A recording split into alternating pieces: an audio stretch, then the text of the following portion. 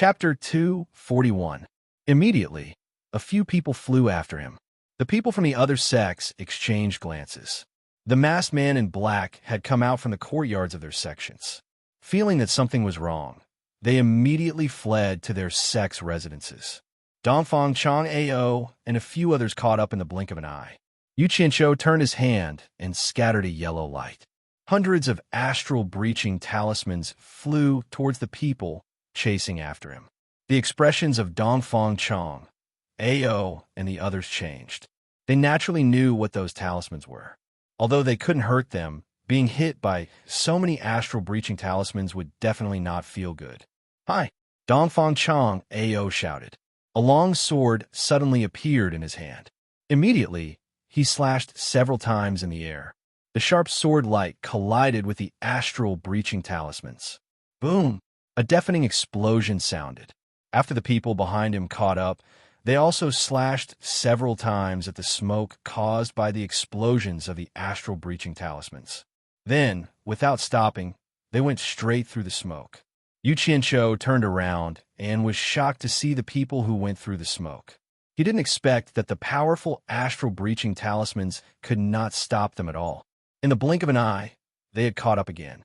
Immediately, a large number of fire talismans were scattered, followed by a handful of smoke talismans, and then another handful of astral breaching talismans. For a moment, the sky was filled with flames. Then, white smoke filled the air. Followed by angry shouts, there was a rumbling explosion. Suddenly, a clear whistle was heard. A figure wrapped in a layer of white astral energy passed through the explosion and the smoke. It was Dongfang Chang Ao. Looking at his angry face, it was obvious that he was furious. He didn't care about anything and didn't fear an ambush. He used his strong cultivation to break through the obstacles. It seemed that he wouldn't stop until he caught the masked man in black. So powerful! Yu Qianqiu was shocked, but when he thought of his plan, he gritted his teeth and jumped towards the sea below him. There was no way Dongfang Chang Ao would let him get away so easily. The flying sword in his hand turned into a white light and shot out like lightning. When Yu Qianqiu saw this, he was almost scared out of his wits. The flying sword under his feet hurriedly shot out, and he rushed towards the sea. Just as his flying sword shot out, the other party's flying sword arrived. Clang! A crisp sound. Yu Qianqiu's flying sword, infused with mystic gold sand, was split into pieces by the opponent's sword. However, it wasn't completely useless. It blocked the attack of the opponent's sword. However, the fierce attack from the sword slammed into Yu Qianqiu's back. Yu Qianqiu coughed out a mouthful of blood. He had wanted to jump into the sea of the attack, but he was hit by the attack, and he fell even faster into the sea. Before Yu Qianqiu fell into the sea, a jade archive fell from his body onto the beach. With a splash, Yu Qianqiu was submerged in the sea. Dongfang Chang Ao pointed with the sword in his hand. The flying sword leaped into the air and sped up. It fiercely shot towards the location where the man in black had fallen. Bang! The seawater was blasted high into the air. After that, the few people who followed behind also madly shot their flying swords into the sea. Several flying swords rose and fell, and the sea was immediately blasted into the sky. A large number of the fish in the sea immediately died and floated up to the surface. The few of them exchanged glances. Dongfang Chang Ao nodded. They immediately took the flying swords in their hands and rushed into the sea, disappearing without a trace. Looking at their expressions, it seemed as if they wanted to see the person alive and the corpse dead. That made sense. What kind of place was supporting Immortal Island? What's more, in front of so many people from the various sects, a few tribulation passing stage elders couldn't catch a mid-stage core formation cultivator. If word got out, they would surely die of laughter. Hua hua! The few of them jumped out of the sea and floated in the air. White steam rose from their soaked clothes and evaporated them in an instant. They all shook their heads with puzzled expressions. Not only did they not find the man in black, but they didn't even find his corpse. They didn't even see a single piece of his corpse. Dongfang Chang Ao looked at the sea below him with a gloomy expression. His gaze fell on the jade archive that the man in black dropped on the beach and paused for a moment. His figure floated down to the beach, and he sucked the Jade archive into his hand. After he examined it with his divine sense, his expression immediately changed. From the beginning to the end, only a few moments had passed. At this moment, several hundred people rushed over from supporting Immortal's Island. It was obvious that they were alarmed by the commotion caused by the battle. As soon as the several hundred people arrived, a few dozen people quickly flew in the air and looked around. The rest of the people landed on the beach. The person in the lead was the Pavilion of Cultivation's principal elder. Osihai asked in a deep voice, "Chang Ao, what exactly happened?" Dongfang Chang Ao immediately explained what happened. After listening, Osihai's expression twitched as he looked at the few people around him. He sneered and said, "A few tribulation passing stage elders couldn't even catch a core formation cultivator. What a joke. Elder O, don't be angry. Let me show you something." Dongfang Chang Ao handed over the Jade archive and frowned. "This fell off the man's body when I knocked him into the sea." Osihai snorted. It was obvious that he wasn't satisfied with Dongfang Chang Ao's performance. However, he still took the Jade archive and examined it with his divine sense.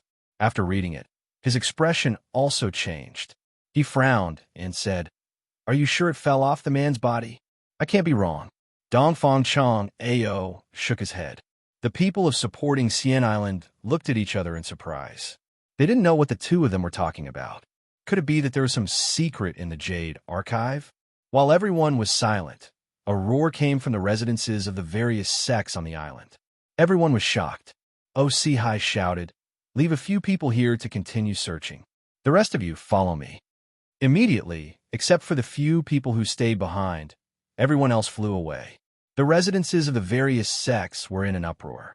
Many people were shouting that the supporting Xian Island was up to no good. When Osihai led a few hundred people to descend from the sky, the group of people was immediately stunned. The lineup of Fuxian Island was too strong. However, there were still many people who demanded an explanation from the supporting Xian Island. "Everyone, what exactly happened?" Osihai cupped his hands at the crowd. Immediately, someone showed him a small black flag. Osihai took it and unfolded it. The word hero was embroidered on it in gold. Osihai frowned deeply. He suppressed the anger in his chest and saluted the crowd. What exactly happened? Therefore, more than 100 people from the various sects talked about the disappearance of their disciples. When the people of the supporting Immortal Island heard this, their expressions changed. If this was true, then this matter was going to be huge. There were more than 100 sects, and each sect had more than 30 people. In total, there were more than 3,000 people. To think that all of them had disappeared just like that. This was simply unimaginable. Osihai, who was holding the black flag, didn't rush to declare his position. Instead, he asked his people to disperse and follow the sects whose disciples had disappeared to check their residences. It didn't take long for the results to come out. It was just as the sects had said. Not only could they not find their residences, but they also couldn't find them on the entire island. They had disappeared into thin air. Moreover, there was no trace of a fight at the residences. It was really strange. Could they have run into the supporting Xian Island? This was impossible. There are always people watching this place. How could a few thousand people not see them? Everyone, please wait for a moment. I will immediately report this matter to the sect leader. I believe the sect leader will give everyone a satisfactory explanation. After Osihai finished speaking, he didn't care whether the sects agreed or not. He turned around and shouted, "The rest of you stay and protect the sections." Chang Ao, follow me to see the sect leader. Two figures flew towards the Penglai Pavilion. After Feng Xiangtian learned about what happened, he flew into a rage and smashed the table in front of him into pieces. He gritted his teeth and shouted in a low voice, "Hero, hero, who is this hero? How dare he offend Fuxian Island?" Chapter 242. He couldn't help but be angry. The new Excellence Assembly, which was held once every 10 years, was actually quite meaningless. How interesting could a competition between Qi refining disciples be? The distribution of Foundation Establishment pills could be distributed according to each sect's contribution. The reason why supporting Immortal Island never got tired of this was that it could reflect their status in the cultivation world. But now, the number one sect in the world, supporting Immortal Island, was robbed right under their noses. Thousands of people didn't even know about it. Moreover, more than 100 sects were involved. How could supporting Immortal Island face the world if word of this got out? The most infuriating thing was that this hero was too arrogant. Not only did he touch the Deluo sect and Ong Kwang Tsung, but now he even dared to touch supporting Immortal Island. This was intolerable. Investigate. Investigate thoroughly. I don't believe this hero can hide in the heavens. Feng Xiangtian roared. Osi Hai and Dongfang Chang Ao looked at each other. The former handed over a Jade archive and said, Sect leader, you should take a look at this first. Chang Ao struck this down from the masked man. Feng Xiangtian's eyes were about to burst into flames. He angrily took the Jade archive and examined it with his divine sense. In the blink of an eye, his expression softened. He narrowed his eyes and looked at the two of them. No one else has seen this before, right? His tone had already returned to normal. If there was something in this Jade archive that could change Feng Xiangtian's attitude so quickly, it had to be Yu Qianzhou's doing. Actually, there wasn't much inside. He almost lost his life and caused such a huge commotion. He just wanted to leave the Jade archive given to him by the Temptress of 100 Charms to supporting Immortal Island. The map on it indicated a location not far from the 100 Flowers Valley. Although the commotion was huge and the three of them were furious, they completely calmed down when the 100 Flowers Valley was involved. The Palace Lord of the 100 Flowers Palace was the daughter of the previous sect leader of supporting Immortal Island. Besides O.C. Hai, the three of them were the direct disciples of the previous sect leader, Guan Ding Hai. O.C. Hai was also a member of the Guan clan. Otherwise, he wouldn't have had the chance to manage the cultivation pavilion. Feng Xiangtian's position as sect leader was supported by Guan Ding Hai, with the Guan clan's influence on supporting Immortal Island. Since this matter involved Guan Ding Hai, the three of them did not dare to show their anger. In fact, the three of them had some suspicions. Could it be that the hero who caused such a commotion in the cultivation world was created by Guan Ding Hai daughter? If it was true, then the three of them wouldn't dare to make the decision. Even Feng Xiangtian wouldn't dare to make the decision. Feng Xiangtian clutched the Jade archive in his hand and muttered to himself, The two of you, follow me to Heavenly Will Pavilion to meet Master. The three of them dashed out of the window. Feng TB Feng Feng TTU. From Batiste, I said, Feng Titan. After reading through the Jade archive, how could he not know what the three of them were thinking? They were afraid that this matter would implicate his daughter, so they came to ask for his advice on what to do next. Guan Dinghai pondered for a long time. Suddenly, he chuckled coldly. Looking at the sect leader's disciples, he said in a deep voice, You don't have to worry about this matter. Investigate. Investigate thoroughly. If she really did it, quickly tell me. I will personally execute this evil woman and pretend that I never had this daughter. The three of them glanced at each other, and then Feng Xiangtian frowned and said, Master, I know senior sister well. If this matter is really related to the Flower Palace, then I don't believe senior sister would make a move against our supporting Immortal Island, and senior sister wouldn't make a move against our supporting Immortal Island. I'm more worried that it has something to do with that Yin fellow. Guan Dinghai glared at him and said, How many years has it been? You're still protecting her. Let me tell you, if this matter really has something to do with her, don't think about covering up for her. Quickly tell me. Feng Xiangtian showed an awkward expression. He bowed and said, Don't worry, Master. I know what I'm doing. O.C. Hai and Dongfang Chang Ao held back their laughter. They hadn't seen Feng Xiangtian's expression for many years. To be exact, they hadn't seen it since he became the sect leader. The two of them were insiders. Back then, Guan Dinghai really treated Feng Xiangtian like his own son. He had already intended to marry his daughter to Feng Xiangtian, and Feng Xiangtian liked it. Who knew that Yanbu Gui of 10,000 demons would appear and capture Bai Hua Fairy's heart? Because of this, Feng Xiangtian was sad for a long time. With Guan Dinghai's words, the three of them returned. Feng Xiangtian handed the task of investigating this matter to Dongfang Chang Ao. After Yu Qianzhou escaped back to Utopia, he didn't go anywhere else. Instead, He hid in Guan Yu's room. The bloodstains on his clothes and his pale face gave Guan Yu a fright. It was his first time seeing Yu Qianshou injured to this extent. Yu Qianshou was afraid that by Sujin and the others would worry, so he told him to keep quiet and hide in Guan Yu's room to recuperate. Fortunately, he had the golden bead, so he didn't have to worry too much no matter how serious his injuries were. Half a day later, although his injuries weren't completely healed, they were mostly healed. When he could move freely again, he was about to leave. Guan Yu anxiously pulled him back, but in return, Feng Xiangtian warned him not to tell anyone about his injuries. He then quietly left. The next place he appeared was the place where he killed Lu Jingguang and the others.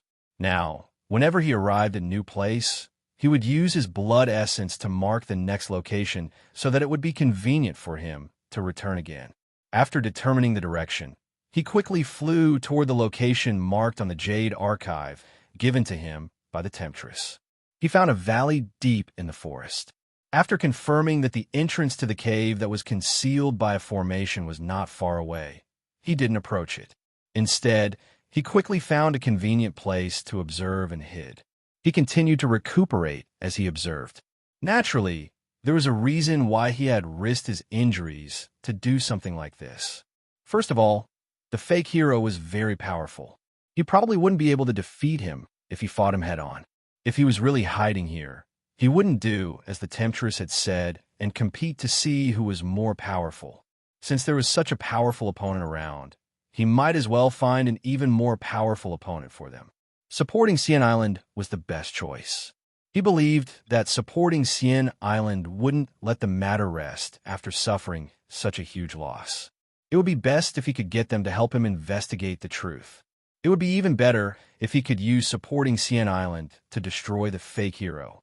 After another half a day, his injuries were more or less healed. Yu Qianshou, who was sitting cross-legged on a pile of dried branches and weeds, started to feel anxious.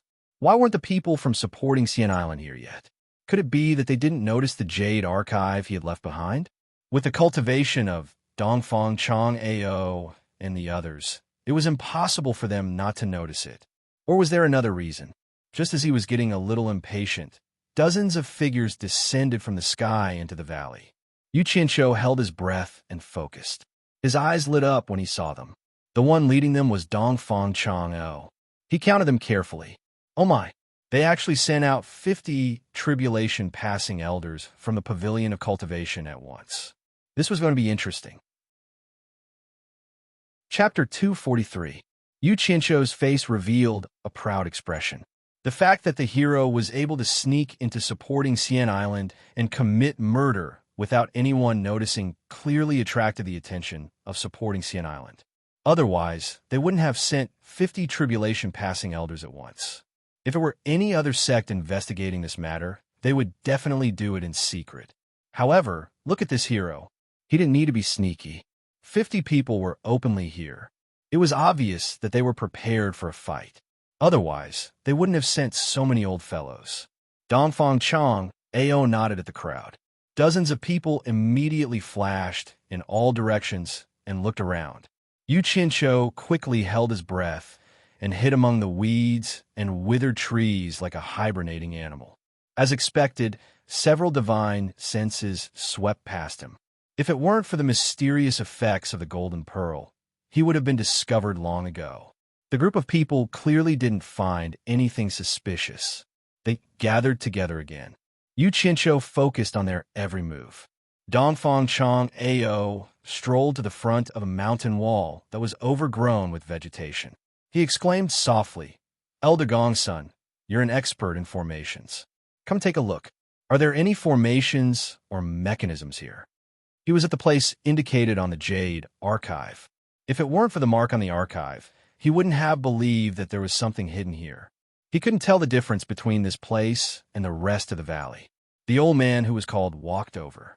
After carefully examining the surrounding terrain, he pressed his hand on the mountain wall. He plucked a white ivy flower and sniffed it.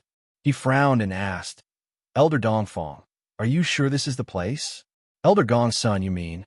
Dongfang Chang Ao's expression darkened. "Could it be that we've been fooled? There's nothing here." The people of supporting Sian Island looked at each other.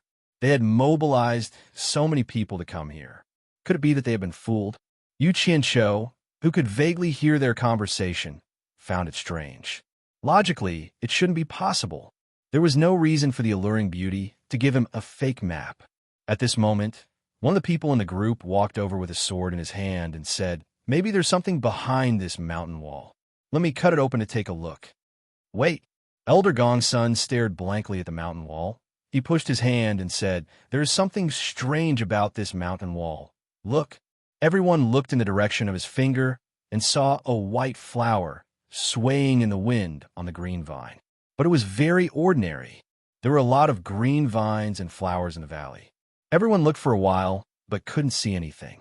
Seeing that no one understood, Elder Gongsun shook his head and said, "Watch carefully this time. I will pluck this flower. Pay attention to the green vine's reaction." After saying that, he casually plucked the white flower. After hearing his words, everyone paid close attention to the green vines on the mountain wall. After waiting for a while, a white flower suddenly appeared on the entwined green vine. It was still at the position where it was plucked. This time, everyone clicked their tongues in wonder.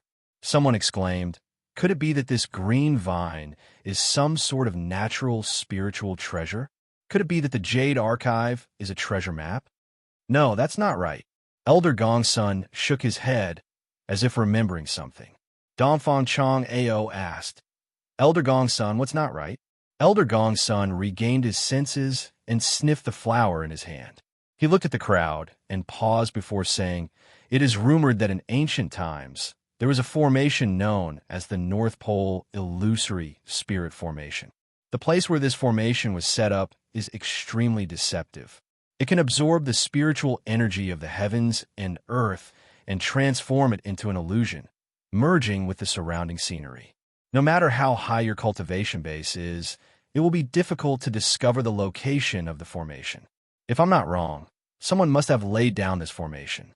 Fortunately, we have a map on the Jade archive to guide us. Otherwise, no one would be able to tell that the scenery here is an illusion. But logically speaking, this formation should have been lost a long time ago. Why would it appear here? Looks like there's something special behind this mountain wall. Otherwise, who would set up a long-lost ancient formation here?" Donfang Chong Ao turned around and asked, "Elder Gongsun, do you have a way to break this formation? If it doesn't work, we'll just have to break it open by force. I like to see what kind of shameful things are hidden behind it." Elder Gongsun shook his head and smiled. For this formation to be famous in ancient times, it naturally has its own unique features. Although it doesn't possess any offensive capabilities, it is a top-notch defensive formation. Once the North Pole Illusory Spirit Formation is set up, it can merge with the spiritual energy of the heavens and earth, allowing it to grow and multiply endlessly. Just like the flower I plucked earlier, it will grow back after you pluck it. Similarly, once you break it open, it will immediately return to its original state. Furthermore, the more powerful the attack, the faster it will recover. Unless there's no longer enough spiritual energy in the world to support its operation, or the person who set up the formation decided to remove it. Gongsun, what kind of joke is this? How can the spiritual energy of the heavens and earth be cut off? It's even more impossible for the person who set up the formation to remove it. Do you think we're guests? Do you think they'll open the door to welcome us?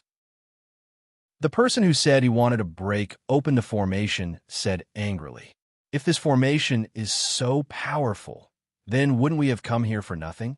Another person said, "Elder Gongsun, do you have a way to break this formation?" Dongfang Chong Ao saw the confident smile on his face and couldn't help but ask, "This formation may be able to stop others, but it can't stop me." Elder Gongsun smiled a little proudly. "Years ago, I accidentally came up with a useless formation. Because it wasn't very useful, I never really used it. I didn't think I'd be able to use it today." As soon as he said this, someone asked curiously, "Formation? What formation can break this ancient formation?" "My formation can't trap people, nor can it stop people, nor can it hurt people. But once it's set up, It can drain all the spiritual energy in the formation and cut off the spiritual energy from the outside. If you set up my formation outside the North Pole Illusion Spirit Formation, what do you think will happen? After Elder Gongsun said this proudly, everyone immediately understood what he meant. Someone laughed. Amazing. This is too amazing. Gongsun, you're really something. You actually came up with such a formation. Dongfang Changnao couldn't help but smile. It seemed like it was a coincidence that he was dragged here today. So, he raised his hand. Elder Gongsun, I'll leave this to you. Do you need any help? No need, just watch the show. Elder Gongsun waved his hand at everyone. After looking around, he started to take things out from his storage bag. As his body flashed, he started to get busy in a radius of 10 meters with the mountain wall as the center. Yu Qianshou, who was hiding not far away, heard everything and sighed. Supporting Xian Island definitely didn't get it by luck. They really had all kinds of talents. This was heaven's will. Fortunately, the supporting Immortal Island was involved. Otherwise, no one would be able to break this formation. Not long after, Elder Gongsun finished setting up the formation. After everyone retreated 10 meters away, he formed a hand seal and shot a white light into the formation. He shouted, "Activate!" There was a fluctuation in the formation, and there was a hissing sound. Spiritual energy condensed into a white mist in front of the mountain wall, slowly spreading in all directions. Everyone nodded. The formation that Elder Gongsun set up was obviously working. The vines and flowers in front of the mountain wall started to lose their original luster, and their colors gradually dimmed. Under Gongsun's control, the formation spun faster and faster, and the speed at which spiritual energy was extracted also increased. A few hours later, the scene in the formation started to shake, and a faintly discernible cave in front of the mountain wall appeared before everyone's eyes. The group exchanged glances, thinking that there was indeed a mystery in there. Dongfang Changnao waved his hand solemnly, and everyone went on high alert. Chapter 244. After the spiritual energy in the array was sucked dry, a 3-meter-wide hole appeared before everyone's eyes. Immediately, 2 people dashed into the hole and observed it. Then, they nodded to everyone. The group of old fellows carefully went in, leaving the remaining people to guard the hole. Damn it! Yu Qianshou cursed in his heart. If they all went in, he could sneak in behind them to see what kind of place it was. Who knew that not long after, the sounds of fighting could be heard coming from inside. Then Dongfang Changnao shouted, "How dare you, evildoer!" The expressions of the people outside the hole changed. They nodded at each other and dashed in. The sounds of fighting became more intense. Even Yu Qianshou, who was hiding in the mountain opposite, could feel the ground shaking. Evildoer. Yu Qianshou mumbled to himself.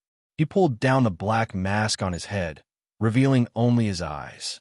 Just as he was about to sneak in to watch the show, he was suddenly attracted by a place. From his point of view, the scene at the corner of the valley suddenly fluctuated, and another cave entrance suddenly appeared on the mountain wall. 2 old men in white scuttled out and looked around. Then, they nodded at the hole. Then, one of them dashed out and said something to the 2 old men before flying away. "It's really you." Yu Qianshou sneered to himself. The person who flew away was none other than Hundred Flowers Palace's Yan Juexing. He was also heading in the direction of the Hundred Flowers Valley. After the hole that appeared suddenly returned to its original state, the 2 old men in white flashed to the hole that the people from supporting Immortal's Island had entered. They stood guard in front of the hole and took out a shiny silver chain from their storage bags, holding it horizontally in their hands. Upon closer inspection, one could see that the 2 ends of the chain seemed to be tied with 2 sharp claws. Yu Qianshou secretly pondered about their origins. Judging from their clothes and weapons, he had not seen or heard of them in the cultivation world. Listening to the sounds of fierce fighting in the cave and the occasional blood-curdling screams, he didn't know which side had won. However, the people in the cave were not to be trifled with. Otherwise, they would not have been able to fight against the 50 crossing calamity stage experts from the supporting Immortal Island for such a long time. The people from Fuxian Island probably weren't feeling any better. From Dongfang Chong Ao's angry roars, it was obvious that he was like a wounded lion. Yu Qianqiu shook his head inwardly. This Fu Xian island must have been too arrogant in the cultivation world. They dared to barge into other people's lair without any backup. They didn't even consider that those fellows who could annihilate Ong Kwangsung were not easy to deal with. They deserved to learn from their mistakes. The sounds of fighting became clearer and clearer as it approached the entrance of the cave. As soon as the elders of the supporting Immortal Island shot out, they were greeted by two sharp claws that swept across the sky. The silver dragon brandished its claws. The light and shadow were cold, stirring up the entire valley with echoes of Hua.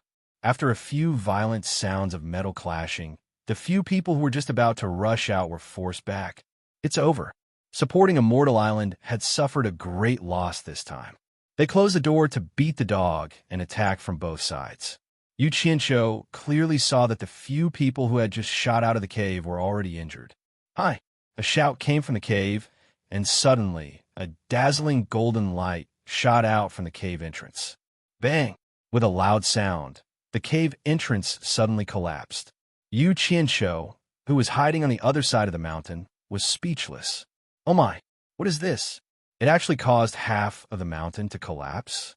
Immediately after, a golden light shot out from the collapsed area, causing the earth to collapse and rocks to fly. A figure dashed out from the collapsed area, and it was Dongfang Chang'o. The two white-robed elders outside immediately pounced over, and the two silver dragon claws clawed out from the left and right. At this moment, Dongfang Chang'o was not holding a sword in his hand, but a golden spear. With a shake of his hand, the golden spear's spearhead suddenly enlarged by 1,000 times. The spearhead was the size of half a door, and it swept towards the incoming chain claws with a dazzling golden light. Ding-dang! The two silver dragons were cut into pieces by the sharp golden light. High-grade, offensive magic treasure. The two of them exclaimed at the same time.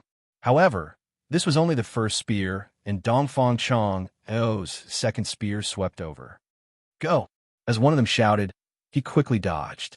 Without a weapon, how could he block the attack of a high-grade magic treasure with his bare hands?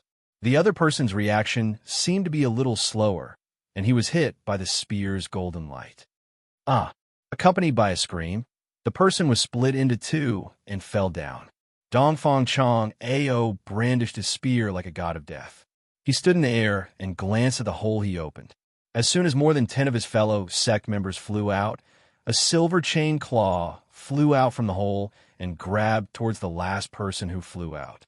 Dongfang Chang'o swung the golden spear in his hand and blocked the flying claw for his fellow Sect member. The chain claw wrapped around the spear's handle where the spears had connected. He raised the spear, and the owner of the chain claw flew out from the hole together with the chain. "Who?" The golden light whistled and attacked. When that person saw the situation clearly, he was almost scared out of his wits. He immediately let go of the chain and wanted to escape, but he was still too late. The golden light flashed, and the broken chain claw sprinkled a rain of blood. "Quickly return to the Sect. You guys go first. I will cover you." Dongfang Chang'o shouted with grief and indignation. Out of the 50 people that came out, only a dozen or so were left. How could he not feel sad? The remaining people from Fuxian Island did not say anything and immediately ran away. He was the only one left to guard the hole with his spear. Almost every spear attack did not miss, and he killed everyone that came out.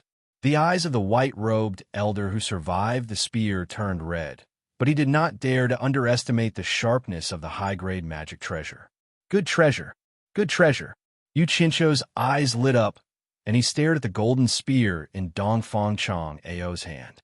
The people under the hole seemed to know that it was too difficult to charge out, so no one came out. Dongfang Chang'o was still guarding there. Yu Qianqiu secretly felt something was wrong, and he looked at the hole that Yin Juexing came out from. Sure enough, the hole was already wide open.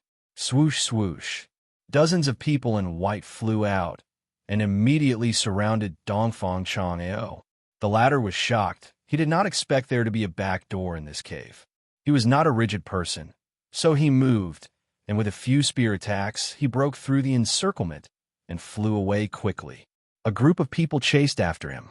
Seeing that Dongfang Chang'eo was flying in the direction of the Hundred Flowers Valley, Yu Qinshu thought that if he could escape to the Hundred Flowers Valley, it would be a way to save his life. Yin Juexing always did things sneakily, and he reckoned that this group of people would not dare to break into the Hundred Flowers Valley. Moreover, there was the Cultivation Alliance there. The valley immediately became empty. Yu Qinshu looked at the open hole, and he wanted to run in to see, but he did not know if there was anyone inside. Then, he thought that those people would definitely come back, regardless of whether they could chase Dongfang Chang'eo or not.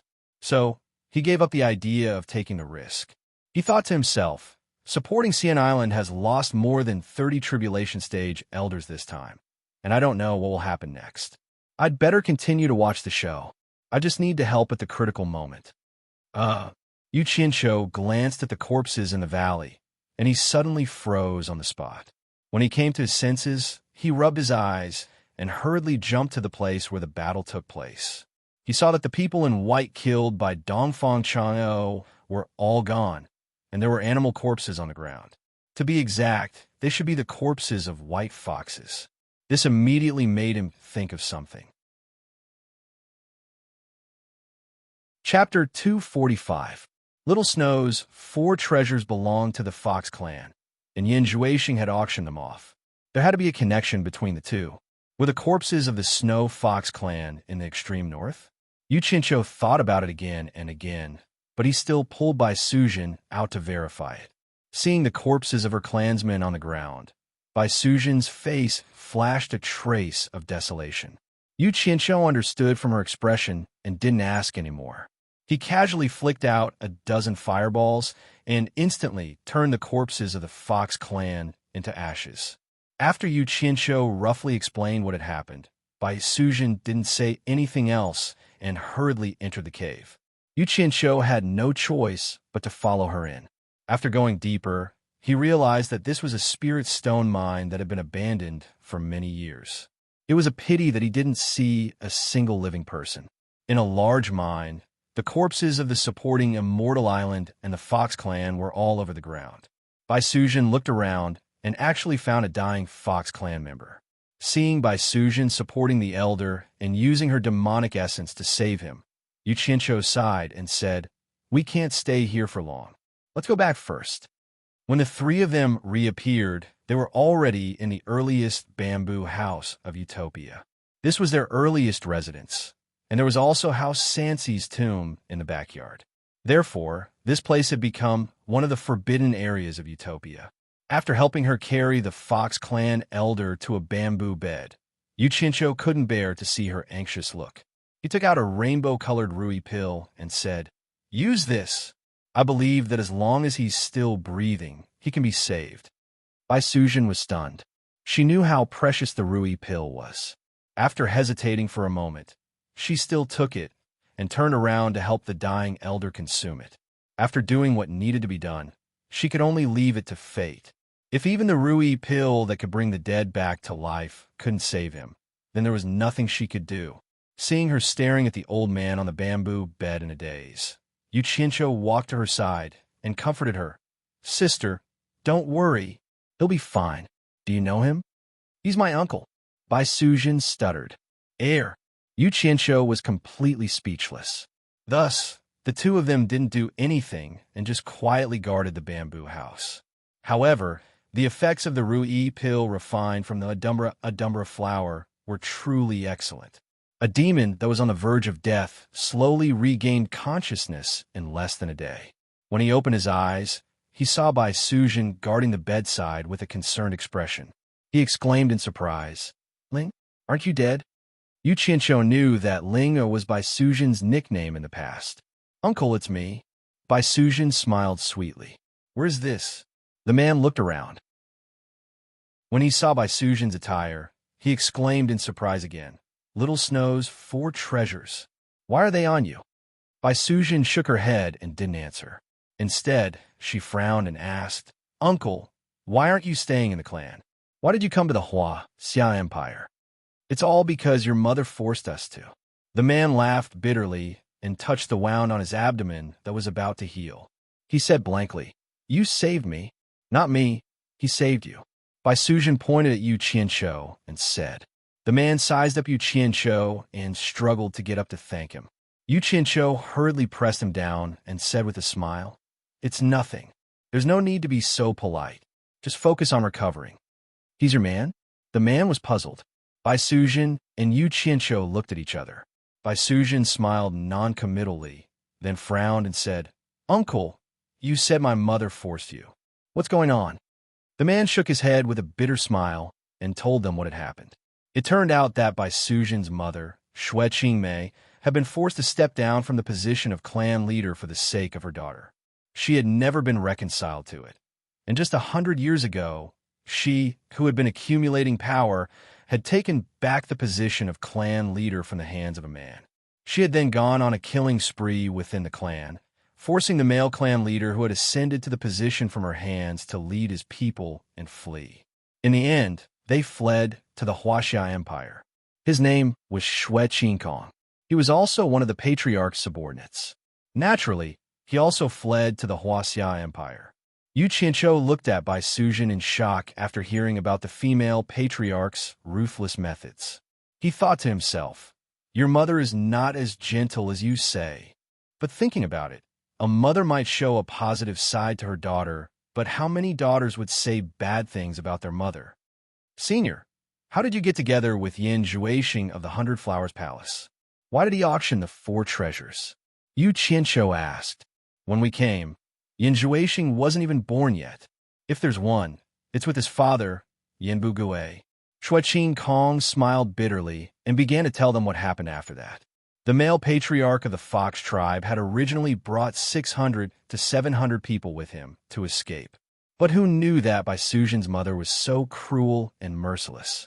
She wanted to eliminate the root of the problem and sent people to chase after them. The number of people who had been running for their lives had decreased from 6 to 700 to 3 to 400.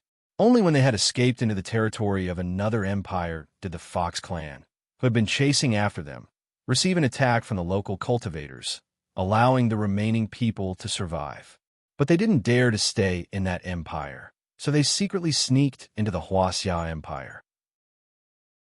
After hiding in the Huaxia Empire, they wanted to go back and take revenge, but they weren't Xue Qingmei's match.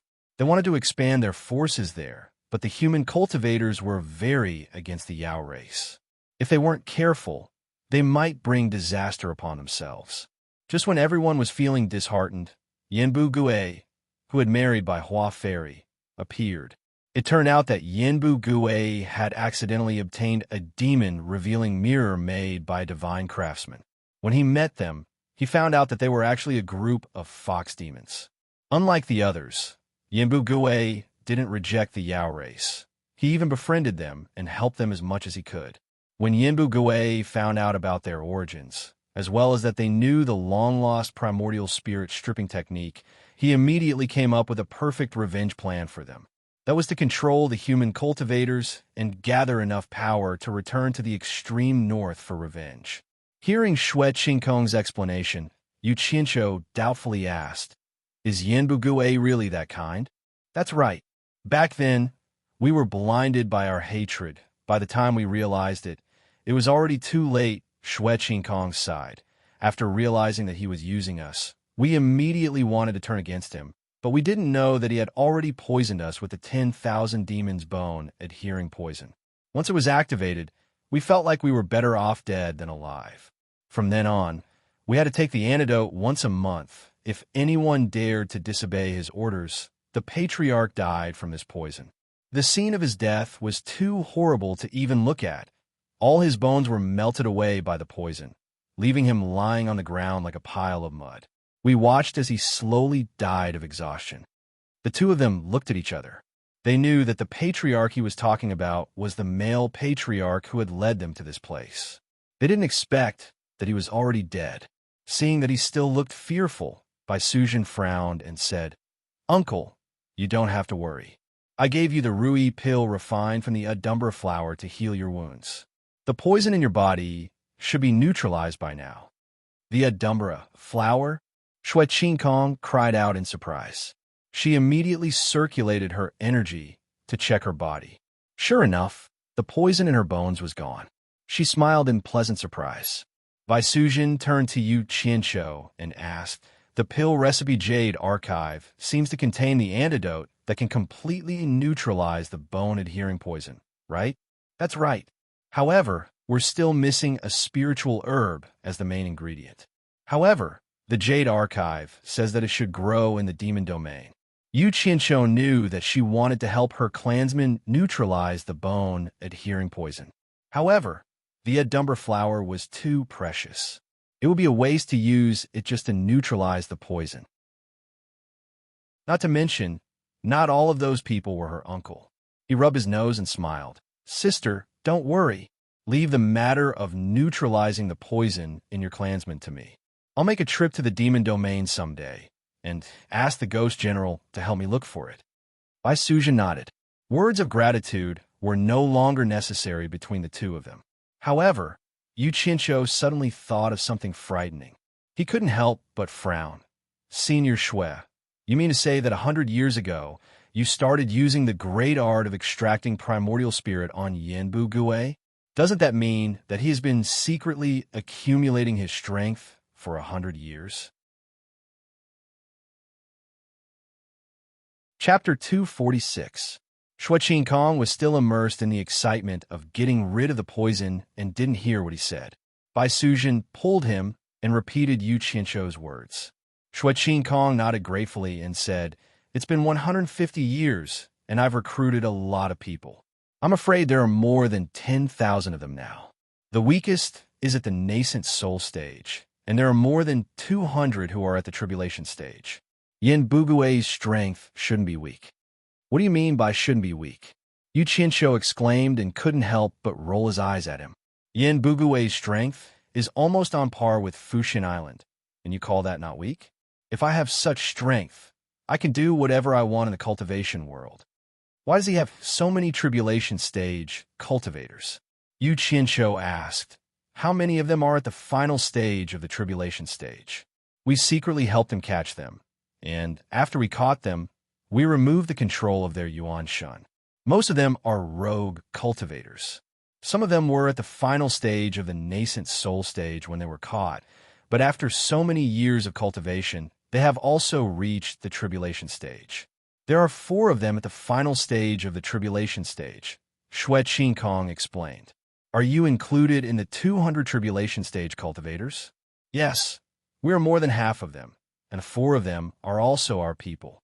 Hearing this, Yu Qianqiu's eyes lit up, and he quickly calculated in his mind. If this group of Fox Clan members who were controlled by Yin Bugui's poison were suddenly detoxified, how would they react? It seemed that he had to go to the realm of monsters as soon as possible. Although he had a plan, he still had some questions in his mind, so he frowned and asked, "Where are Yin Bugui's people? Why did Yin Juexing sell the 5 treasures made by the divine craftsman?" Shui Qingkong felt relaxed after getting rid of the poison that had possessed him for 100 years. He was very grateful to Yu Qianqiu, so he answered immediately, "Except for those who are used frequently, the rest are hidden on an island in the sea. As for why they are selling 5 treasures, I don't know. But judging from a few things, he was afraid that he didn't have enough spirit stones. Originally, we would capture anyone who had stepped into the core formation stage, but we stopped doing so 50 years ago. Normally, we wouldn't touch anyone below the nascent soul stage, but now we won't capture anyone below the late nascent soul stage." Once, I heard Yin Juexing sigh. He said that the cost of 10,000 people wasn't a small number. Not long after that, he sold the 5 treasures made by the divine craftsman. And this time, they mobilized more than 400 people from overseas to attack Onquangsung. Among them, they used 100 cultivators who were in the tribulation transcending stage, mainly to rush for spirit stones. They robbed Onquangsung of more than 100 million high-grade spirit stones. "Bastard!" Yu Qianqiu cursed under his breath. He thought, "I worked so hard to loot 21 spirit stone mines, but I only got 10 million high-grade spirit stones. In the end, Ong Kwangsung's strength was split, and the 100-flower palace benefited from it. Damn it, Yu Qianqiu frowned. If I ask you to take me to the island, can you find the way? Yes, Shuai Kong said without hesitation. Bai Suzhen frowned, but she didn't say anything. He is so powerful, but he still has to endure. It seems that Yin Bugui's ambition is to conquer the entire cultivation world. Good. Rest well. I won't disturb you anymore. Yu Qianqiu nodded with satisfaction, then said to Bai Suzhen, Sister, I have something to do. You two take your time. With that, he disappeared.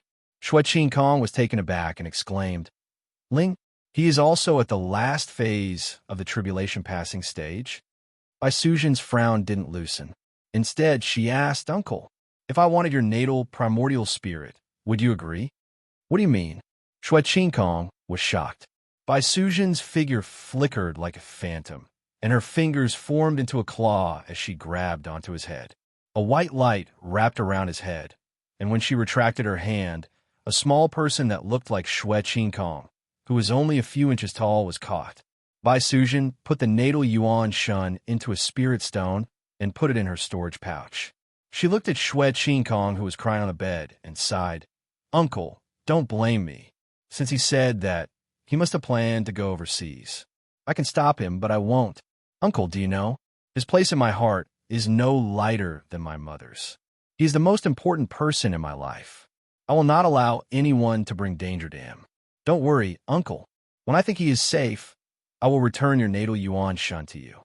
Although her words were sincere, Shuai Kong was currently suffering from soul-deep pain, coupled with the injuries on her body.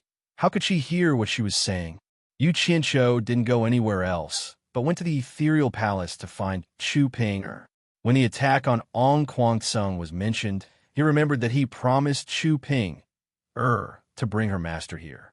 Now that Ong Kwangsung was gone, who knew if her master was still alive or not? As the saying goes, it's better to get the pain over with as soon as possible. At most, it would be over with time. At that time, little Wu Chou was playing with Chu Ping and the little guy seemed to like this beautiful sister-in-law very much. When Yu Qianqiu drove him out, he was quite reluctant. This caused Chu Pinger's face to turn red. Who asked Yu Qianqiu to rarely see people? Even if he did, he would pester her to do that kind of thing the moment he came. She could not help but misunderstand Yu Qianqiu's current actions. The Daluo sect hopes that you can come quickly. I, Yu Qianqiu, need to ignite my anger. I need to ignite your Daluo sect to achieve my glory. Chapter 247. He wore a fitting black robe, carried a long sword on his back, and had a storage bag on his waist. This was the standard attire of a cultivator. It was the first time that he had appeared in a public place outside of supporting Immortals Island. He was walking on the streets of the 100 Flowers Valley. Yu Qianqiu is here. Someone recognized him, and the news spread quickly. Many people came to see what was going on. On both sides of the street, countless people looked at this guy who looked like he was taking a leisurely stroll. Everyone was amazed. They said that he was extremely daring, offended the Daluo sect, and dared to show his face without the protection of supporting Immortals Island. Yu Qianqiu glanced at both sides of the street, and there were many familiar faces. There were also many people in the Cultivation Alliance who were familiar with him, but they didn't know whether to greet him or not. Especially the people from supporting Immortals Island, who were disciples of the same sect as him. Everyone had the opportunity to stay in the Cultivation Pavilion after going through many hardships and competitions. Why were they acting like strangers when they met again? Xiong Hui had some friendship with Yu Qianqiu, but he didn't know whether to greet him or not under the watchful eyes of the crowd. Yu Qianqiu glanced at him and smiled at him. Xiong Hui smiled bitterly and shook his head. Dong Wisu, who was setting up a stall, was shocked when he heard that Yu Qianqiu was here. He threw his stall aside and hurried over. He saw Yu Qianqiu, and Yu Qianqiu also saw him. However, Yu Qianqiu looked away as if he didn't know him. The people from the 4 major families were also shocked when they heard that Yu Qianqiu was here. The 4 major families were looking for him everywhere. After confirming that it was him, the communication formations in the four shops were activated, and the news of Yu Qianqiu's appearance was sent back.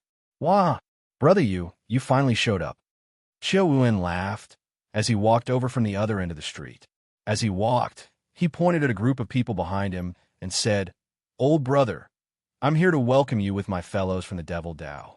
The group of people behind him also laughed happily. As soon as he said that, the expressions of the righteous path's people changed, especially the people from supporting Immortal Island. If the outstanding disciple of the #1 sect of the righteous path joined the devil path, then supporting Immortal Island would really be criticized behind their backs. After meeting up with Qiu Yuan and the rest, Yu Qianqiu cupped his fists and smiled. "You flatter me, you flatter me." The people of the demonic path were like stars surrounding the moon. They surrounded him in the center, talking to him one after another. He naturally responded, as if they were old friends meeting.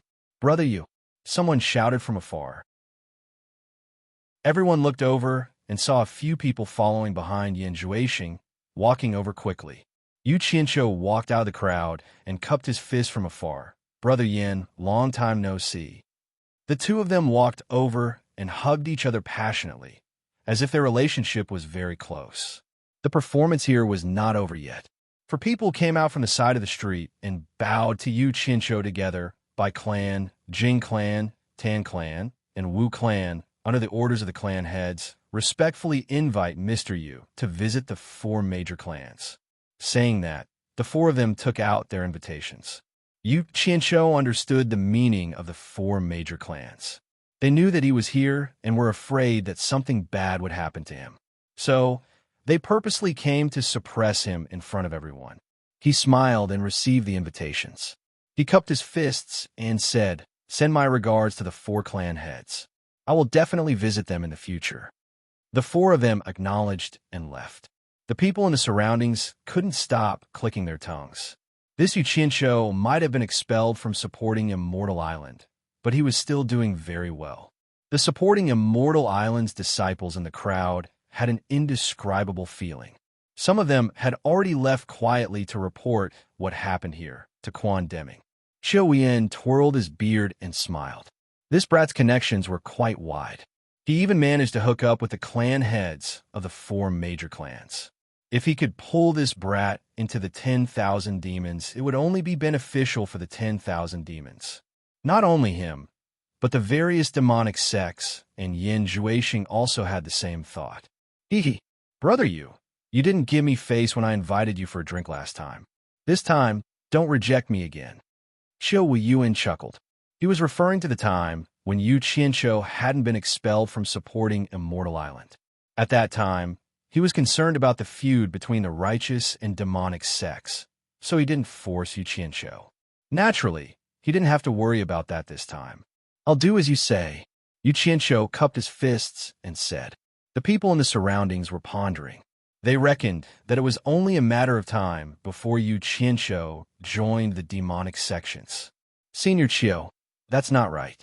Yin Juexing suddenly interrupted. "How can we let Senior Qiu treat us in our 100 Flowers Palace's territory? Today, I'll be the host at 100 Flowers Palace to welcome Brother Yu. Why don't you all come and drink with us?" Once he said that, the demonic sects cheered. Qiu Yuan smiled and didn't say anything. If it was someone else, he would probably retort. However, Yin Juexing was different. He was the son of his senior brother, Yin Buge. Yu Qianqiu looked at Yin Juexing with a smile. However, he was muttering in his heart, "Damn it, you're so poor that you have to rob others. Why are you still pretending to be generous?" Just as the bustling crowd was rushing towards 100 Flowers Palace, another group of people walked over. When Yu Qianqiu saw them, he was instantly amused. It was another old acquaintance. However, this old acquaintance wouldn't treat him to a drink. It was Luo Xiaohan, who he had fought at Limu House on Hat Island. At this moment, he was leading a group of Daoyuo Sect disciples over with a sinister smile. Everyone knew why Luo Xiaohan was here. The demonic sects always worshipped the strong. Everyone had the mentality of watching a show. They wanted to see how Yu Qianqiu would deal with it. They wanted to see if he lived up to his reputation. Yu Qianqiu suddenly sighed to Yin Juexing, who was beside him. Brother Yin, it would be great if all the spoiled brats in the cultivation world were as smart as you. However, they're all reckless. Yin Zhuixing looked at him blankly. He didn't know if Luo Xiaohan was complimenting him or if he already knew something. When enemies met, confrontation was inevitable. Luo Xiaohan smiled sinisterly. You Qinsho, you haven't forgotten about me, right? He. I thought you were going to hide for the rest of your life, and that I wouldn't have the chance to see you again. I didn't expect you to be so daring. You still dare to show yourself without the support of supporting Immortal Island. You're really courting death. His tone was sinister and filled with killing intent. The humiliation that Yu Qinsho had brought him could only be washed away with his blood. Otherwise, he would be a laughingstock for the rest of his life. I also didn't expect you to have the guts to show yourself. The saying, enemies are bound to meet on a narrow road, is right. It's fate that I can run into you under such circumstances. Yu Qinsho joked. He immediately shouted, Bastard, hurry up and make way for me. If you continue to be so long-winded, do you believe that I will still dare to beat you up, even without the support of supporting Immortal Island? The demonic sects cooperated and burst into laughter. Some of the onlookers couldn't help but laugh too. Luo Xiaohan's body trembled. His expression twitched, and he couldn't speak. He had the urge to attack. The people beside him quickly pulled him back. Yin Zhuixing frowned. Brother Luo, this is my 100 Flowers Valley. It's not a place for you to settle your personal grudges. I hope you can abide by the rules here. Chapter 248.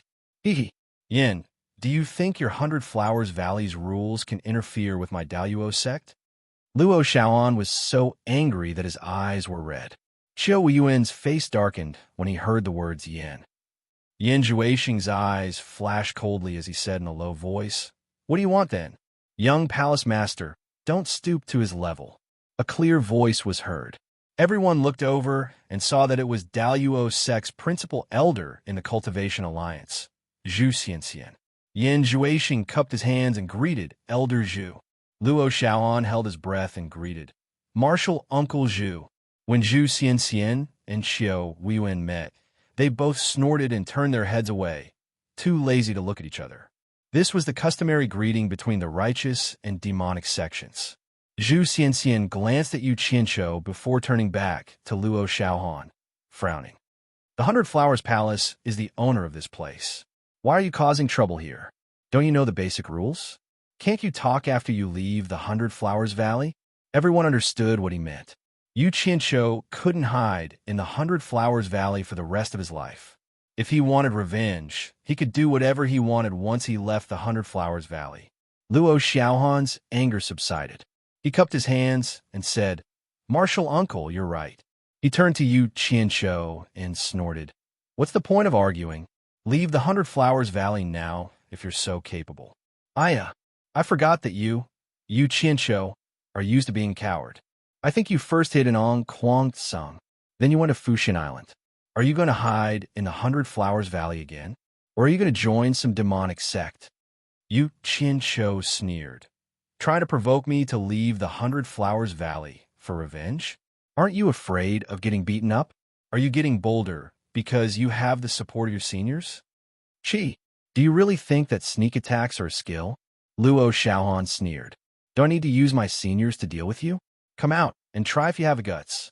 He did not believe that a nascent soul stage cultivator, could not defeat a core formation stage cultivator. He had always believed that the reason why he was beaten up on Hat Island was because the opponent had successfully ambushed him. Those from the Grand Immortal Sect shared the same sentiments. Everyone was very quiet. They didn't know if Yu Qinsho would be provoked out of the 100 Flowers Valley. What he didn't know was that Yu Qinsho was worried about Zhu Xianxian and the other masters in the Crossing Calamity stage. Yu Qinsho had been waiting for him to say this. Yu Qinsho smiled faintly and said, It's not that I don't want to go out, but I'm afraid that I'll kill you when I go out. If the Daluo sect keeps pestering me, I'll be annoyed to death. Kill me? What a joke. Luo Xiaohan said disdainfully, If you're afraid, just say it. There's no need to find some high-sounding excuse. This is a personal grudge between us. If you really have the ability to kill me, I can guarantee that the Daluo sect will not trouble you in the future. Today I'll say this. If you have the guts, follow me out of the Hundred Flowers Valley. Yu Qianzhou looked around and said, everyone here heard it. This Luo Xiaohan is not going to let me go. If I don't accept his challenge, he will think that I, Yu Qianzhou, am afraid of him. Since that's the case, please be my witnesses. Today, I will fight him outside the Hundred Flowers Valley. Good. Zhou Wen clapped his hands and shouted, today is a personal grudge between the two of you. If anyone else dares to interfere, Zhou Wen will be the first to deal with him.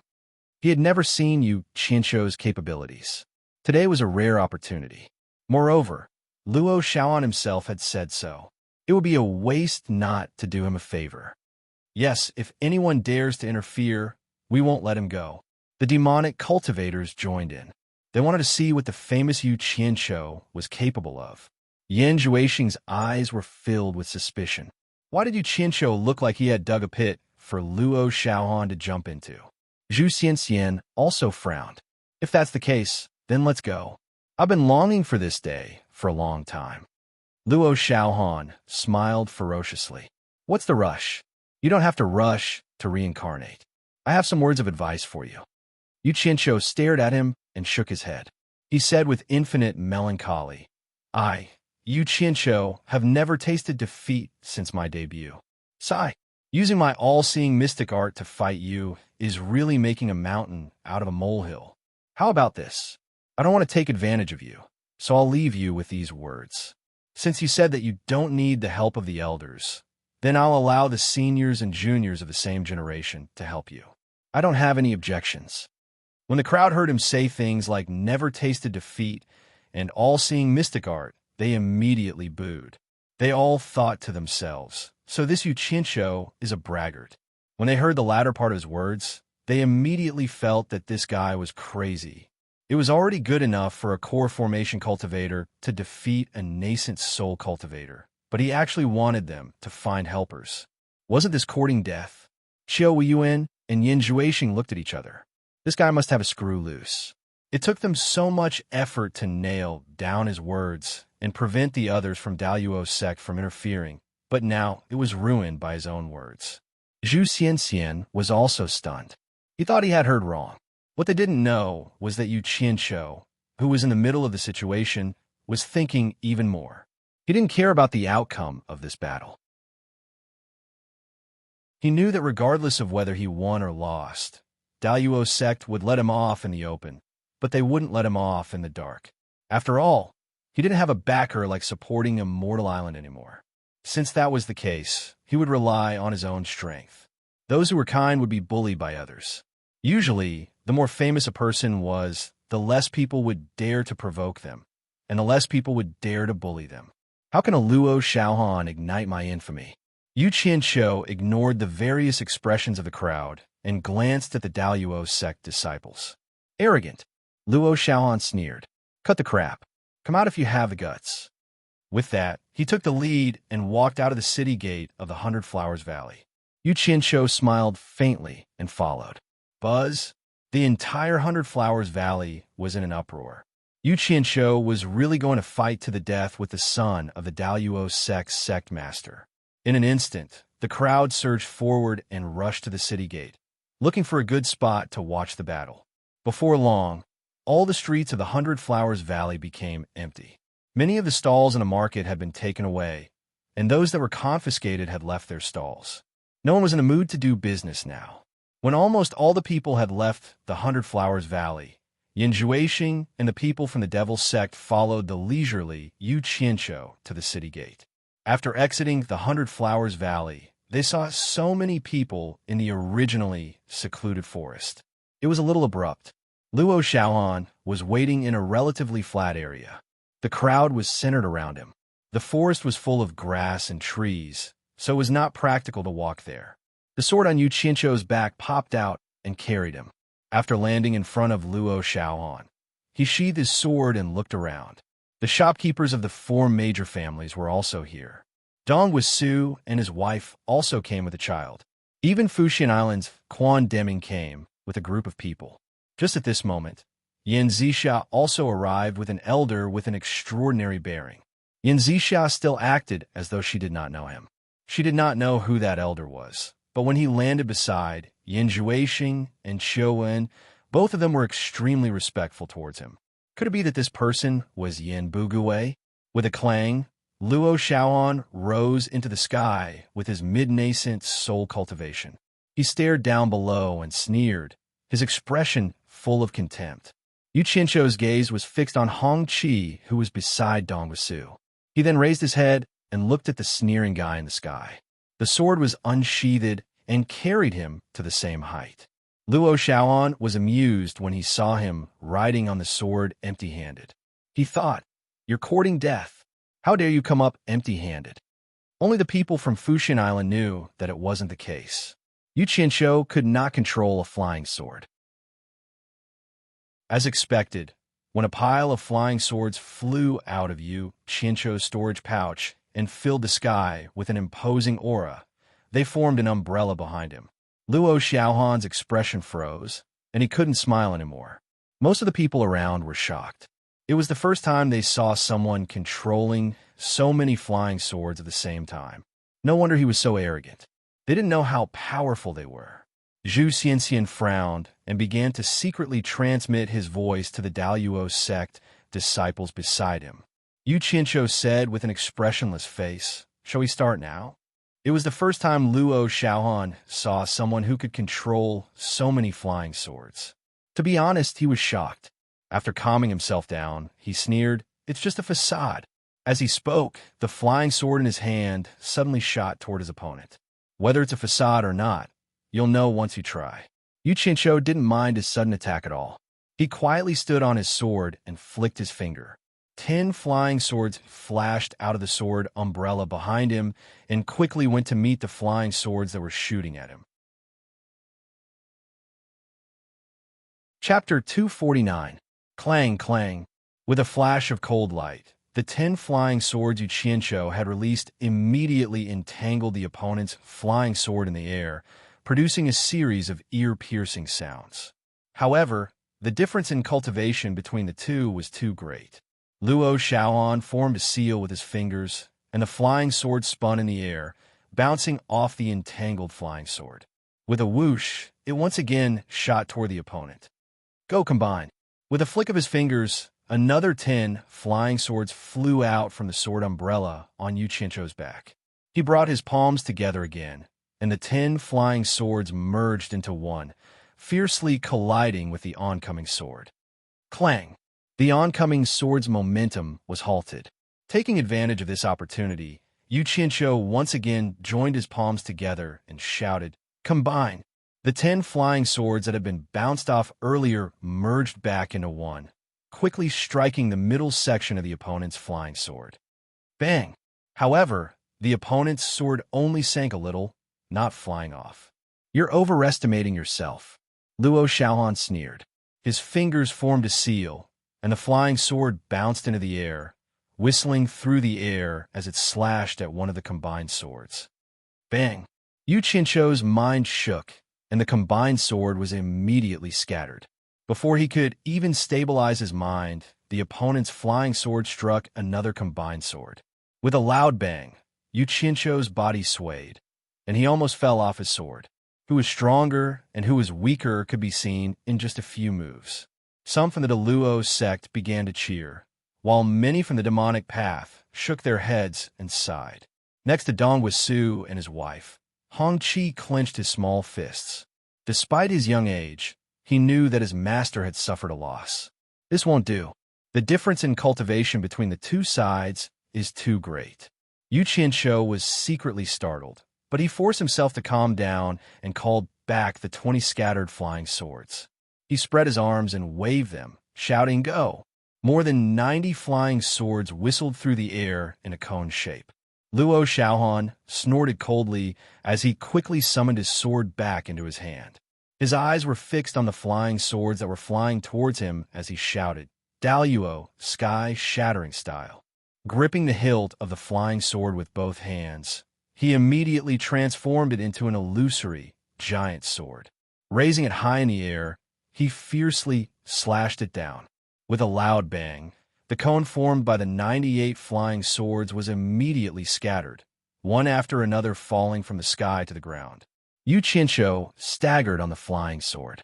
He pressed his hand against his chest and spat out a mouthful of blood.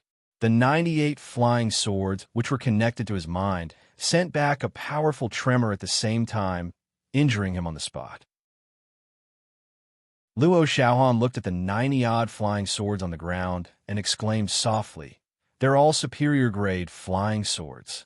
According to his own estimation, with such a huge difference in their cultivation bases, his attack should have shattered at least a dozen of his opponent's flying swords, even if not all of them had been shattered. Who knew that none of them had been shattered? So they were all superior-grade flying swords. Once bitten, twice shy. Yu Qianqiu finally understood that with his cultivation base, it was impossible for him to fight his opponent head-on. With a pinch of his fingers, the flying swords on the ground immediately flew back to him and circled around him a few times. His 10 fingers pinched together like a lotus, and the 98 flying swords scattered in different trajectories and quickly swarmed towards him. You really won't shed a tear until you see your own coffin. Luo Xiaohan snorted coldly as he let go of the flying sword in his hand and let it hover in the air in front of his chest.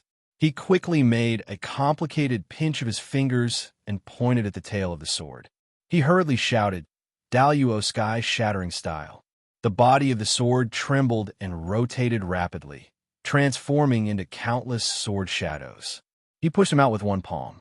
The number of sword shadows increased, and in the blink of an eye, they formed a sword shield in front of him. It immediately entangled all of the flying swords that Yu Qianqiu had released. After a series of ear-piercing, crisp sounds, Yu Qianqiu was forced to give up controlling the 98 flying swords. If he continued to resist, he would definitely be injured again. Seeing that Yu Qianqiu had given up resisting, Luo Xiaohan laughed heartily. With another pinch of his fingers, the spinning range of the sword shadows shrank. He bounced Yu Qianqiu's flying swords back one by one and kept them into his storage bag. The onlookers felt that it was a pity. Even Xiao Weiyuan and the others who supported Yu Qianqiu from the Devil Path could not help but sigh. At this moment, Yan Zixia finally revealed a trace of worry in her eyes as she witnessed the situation. The people from supporting Immortal Island, on the other hand, had indescribable expressions on their faces. Although Yu Qianqiu had been expelled from supporting Immortal Island, he was still an outstanding disciple of supporting Immortal Island. His loss had brought shame to supporting Immortal Island. The 4 shopkeepers of the shops from the 4 major clans had received orders before they came. If Yu Qianqiu was defeated and in danger, they were to rescue him at all costs. At this moment, the 4 of them were already ready to make a move. Yan Zhuixing sized up the 2 people who were fighting and felt that something was wrong. It seemed like it shouldn't have ended like this. Because Yu Qianqiu was too calm, it seemed like he did not care about this defeat at all. Did he think that Luo Xiaohan would let him go just like that? Luo Xiaohan stared at the flying sword under Yu Qianqiu's feet.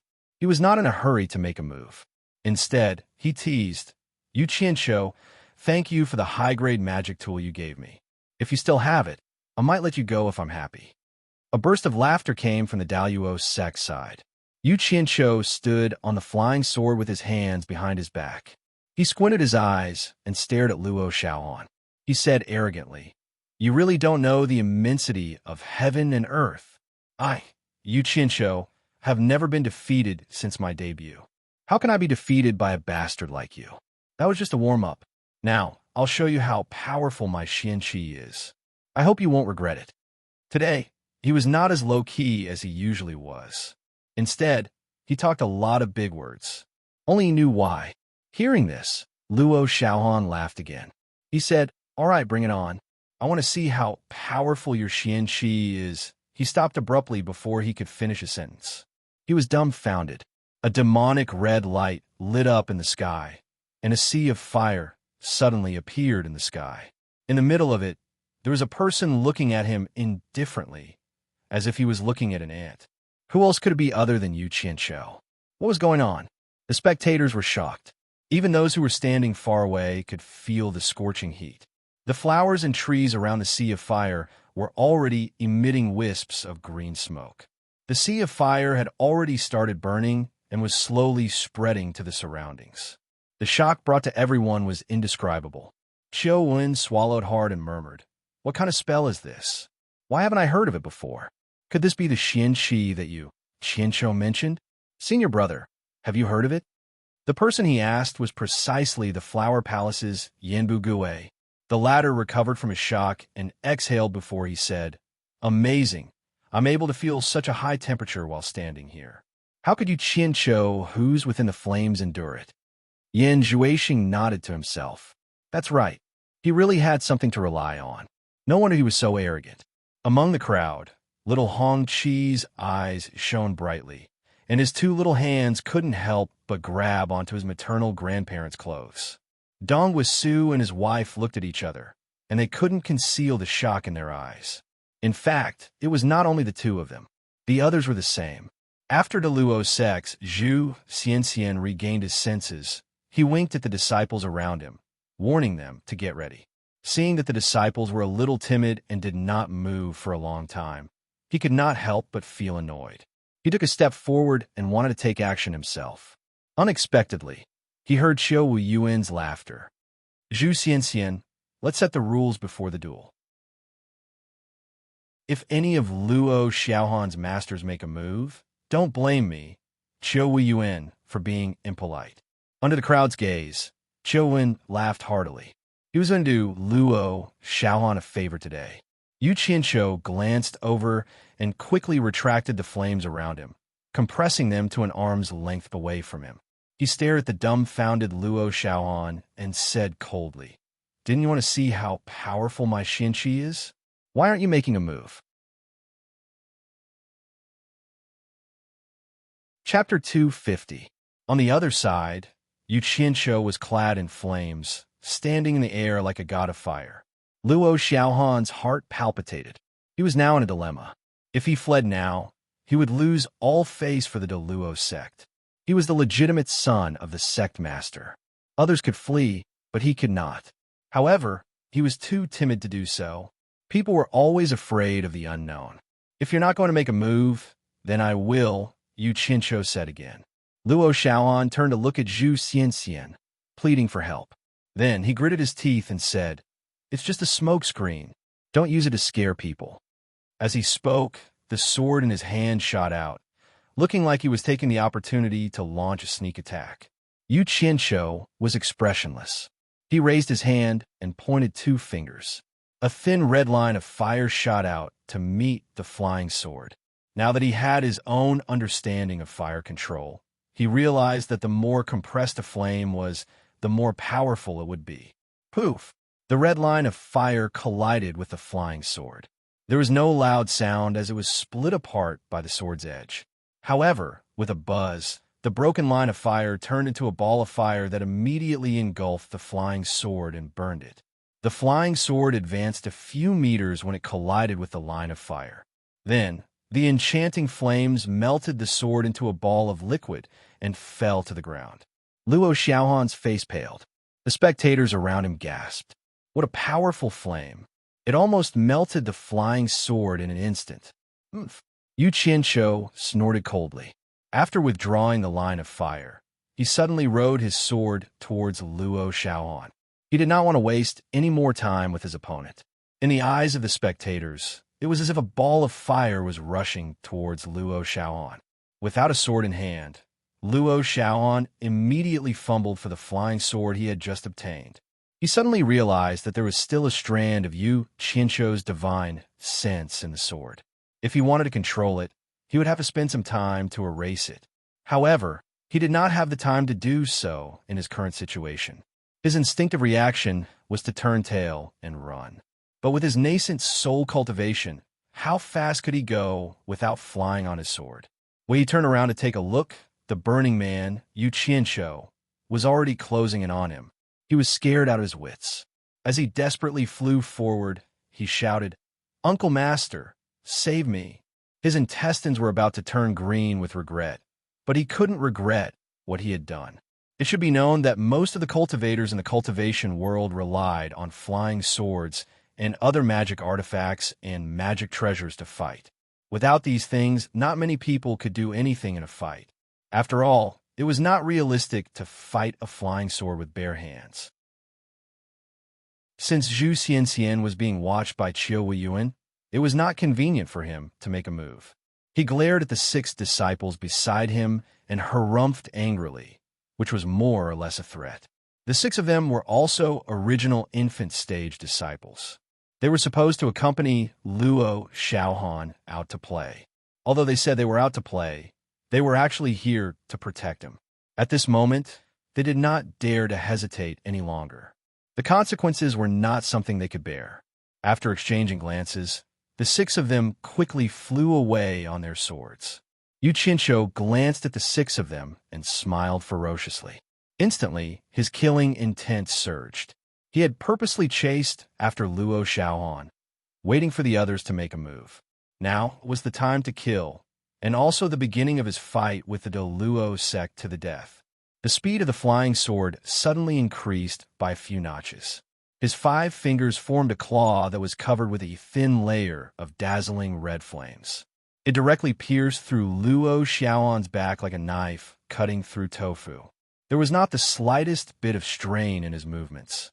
How could the flaming claws, which had been suppressed to the extreme by Yu Qianqiu, be blocked by a mere human body? Naturally, it was effortless. Luo Xiaohan did not even have the chance to scream. He felt his body stop moving, as if he was hanging on something. Looking down, he saw a flaming claw protruding from his chest, holding a heart, as if it was placed in front of him for him to see. Then his vision blurred, and he lost consciousness. In the midst of Zhu Xianxian's angry roar, Luo Xiaohan turned into ashes, which were blown away by the wind. A storage pouch was caught by Yu Qianqiu, who threw it into his own. Countless people's faces changed. What a powerful fire spell. Everyone was shocked. This Yu Qianqiu really dared to kill. Wasn't he making an enemy out of the Luo sect? Did he really think that he could fight against the Luo sect alone? He was simply courting death.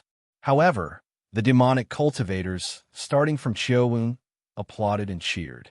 It was impossible for Yu Qianqiu to stay in the righteous sect since a lone cultivator was also weak. So if he wanted to live in peace, he would have to join the demonic sections.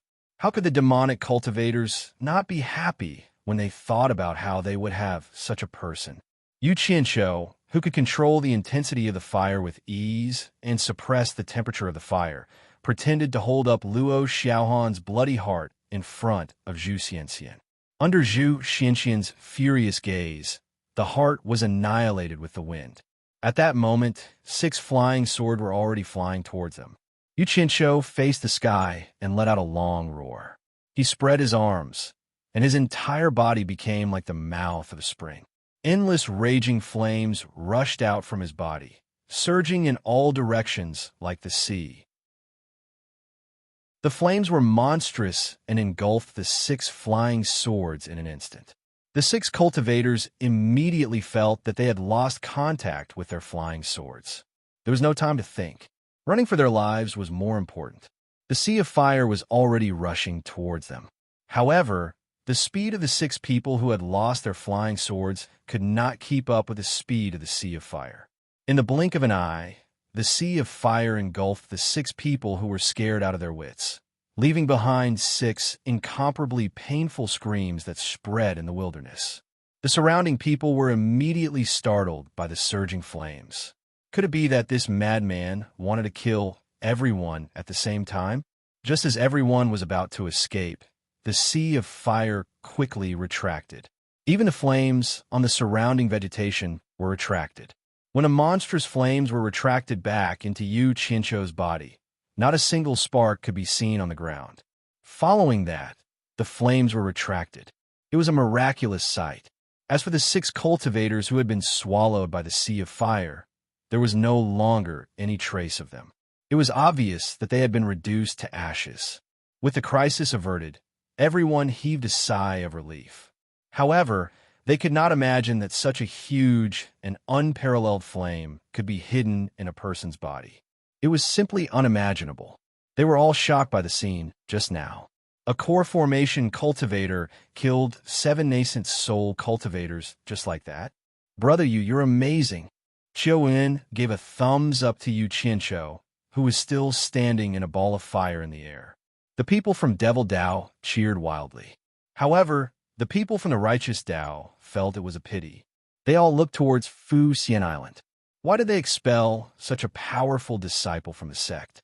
Actually, how could Quan Deming feel good in his heart? But what could he say?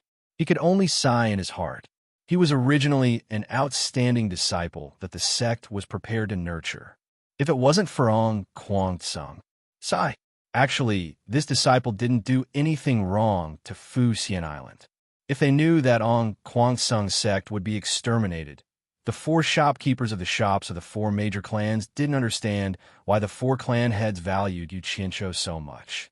But now, it seemed that the 4 clan heads already knew about it. The 4 of them couldn't help but look at each other. Yan Zixia looked at Yu Qianqiu with a complicated expression. However, her father and brother's eyes flashed with a strange light as if they saw a treasure. Yu Qianqiu stared coldly at Zhu Xianxian and said emotionlessly, "Elder Zhu, is this duel fair? If you think it's unfair, why don't you teach me a few moves? I'm willing to learn from you." His tone was calm, but it carried a domineering aura of contempt.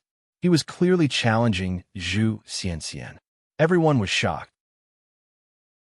A core formation stage cultivator wanted to challenge an elder of the Luo sect, who was in the early stage of tribulation passing. Wasn't he too arrogant? But then they thought about it. Who knew what other secrets this fire spell had? Who knew if there was a more powerful killer move? Otherwise, Yu Qianqiu wouldn't be so arrogant. Brother Yu, you're so brave. I can feast my eyes on you again. Ha! Chiu-En gave a thumbs up and laughed. He turned his head and shouted, "Zhu Xianxian, don't let me down." The people of Diabolism immediately followed suit. Everyone's eyes were focused on Zhu Xianxian. Hearing this, Zhu Xianxian's expression changed.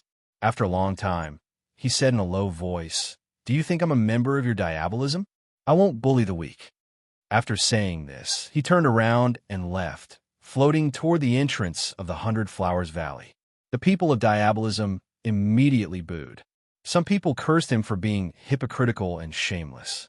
Hearing the curses behind him, Zhu Xianxian looked calm on the surface, but his heart was bleeding. The Luo sect had lost a lot of face today, but he didn't have the slightest confidence that he could defeat Yu Qianqiu. Anyone who saw the monstrous flames just now would be terrified. Gambling with his life was not worth it. The Luo sect is only a so-so. Yu Qianqiu's words drifted over, almost causing him to vomit blood. He resisted the urge to turn back and quickly entered the 100 Flowers Valley. In fact, Zhu Xianxian didn't know that Yu Qianqiu secretly heaved a sigh of relief when he saw that Zhu Xianxian had really left. That raging flame technique had consumed most of the fire element stored in his body. Without the support of the fire element, it was impossible for Yu Qianqiu to use the powerful fire art. If Zhu Xianxian turned back now, Yu Qianqiu could only escape. Unfortunately, the monstrous flames just now had already shocked the former.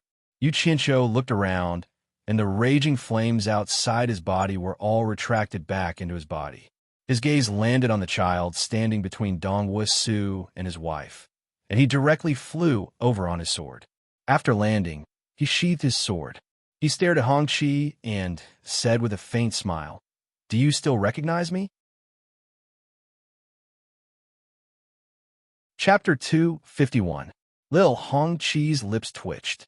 He was obviously a little excited. His master's technique just now was simply too spectacular. His eyes sparkled, and he looked back at his grandfather as if he wanted to say something. In the past, his grandfather had warned him more than once not to let others know that he had a master.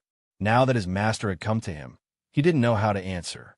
When Hongqi first became his disciple, because Yu Qianqiu was still a disciple of Fuxian Island, Dongwu Su was quite satisfied. Later on, Yu Qianqiu became the public enemy of the Cultivation Alliance, which made Dongwu Su's heart jump.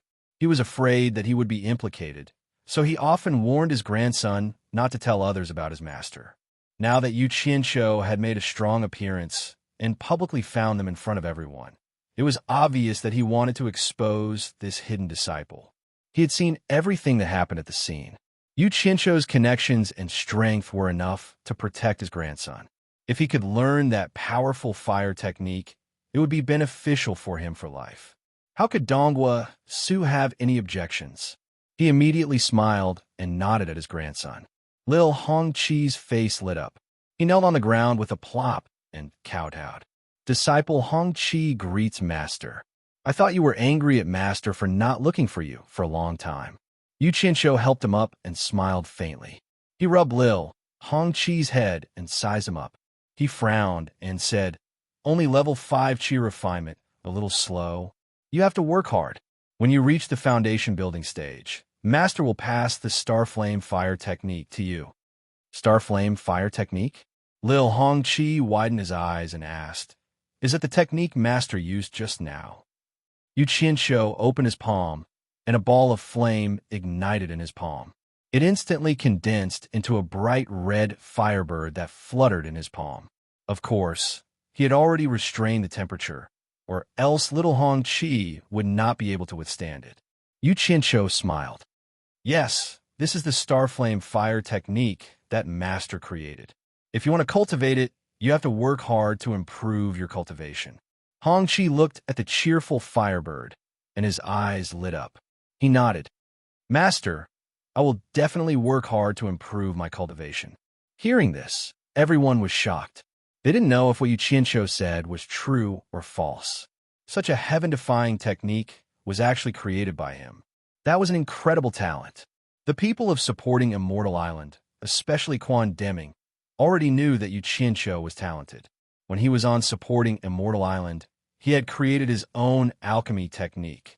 Later on, he even modified the Guiyuan sword technique to cultivate. They didn't expect that he could also create such a powerful fire technique. In other words, it was a great loss for supporting Immortal Island to expel Ong Kwangsung from the sect. Although everyone was shocked, they still envied the young Hongqi the most. With a master like this, his future was bound to be boundless. Donghua Su and his wife looked at each other, and they were pleasantly surprised. They were surprised because they didn't know if Yu Qianzhou would be able to avoid the revenge of the Exalted Sect. And they were delighted because so long as Yu Qianzhou was able to deal with the Exalted Sect, then their grandson's future would be bright. This was truly a bet that was difficult to choose. This kind of mentality was probably a common problem of parents. Huh, brother Yu, since when did you accept a disciple? Xiu Yuan laughed heartily. Behind him were the siblings Yin Buguwei and Yin Zixia, as well as a group of ambitious and ruthless people. Yu Qianzhou retracted the firebird in his palm. He glanced at the people of supporting Immortal Island and said with a smile, I accepted him previously. I wanted to bring him back to supporting Immortal Island, but who knew that even I would be expelled from supporting Immortal Island? Coincidentally, the fire art I comprehended was at a critical juncture. I didn't have time to care about him, so I let him cultivate on his own at such a young age. These words almost made Quan Deming and the others vomit blood.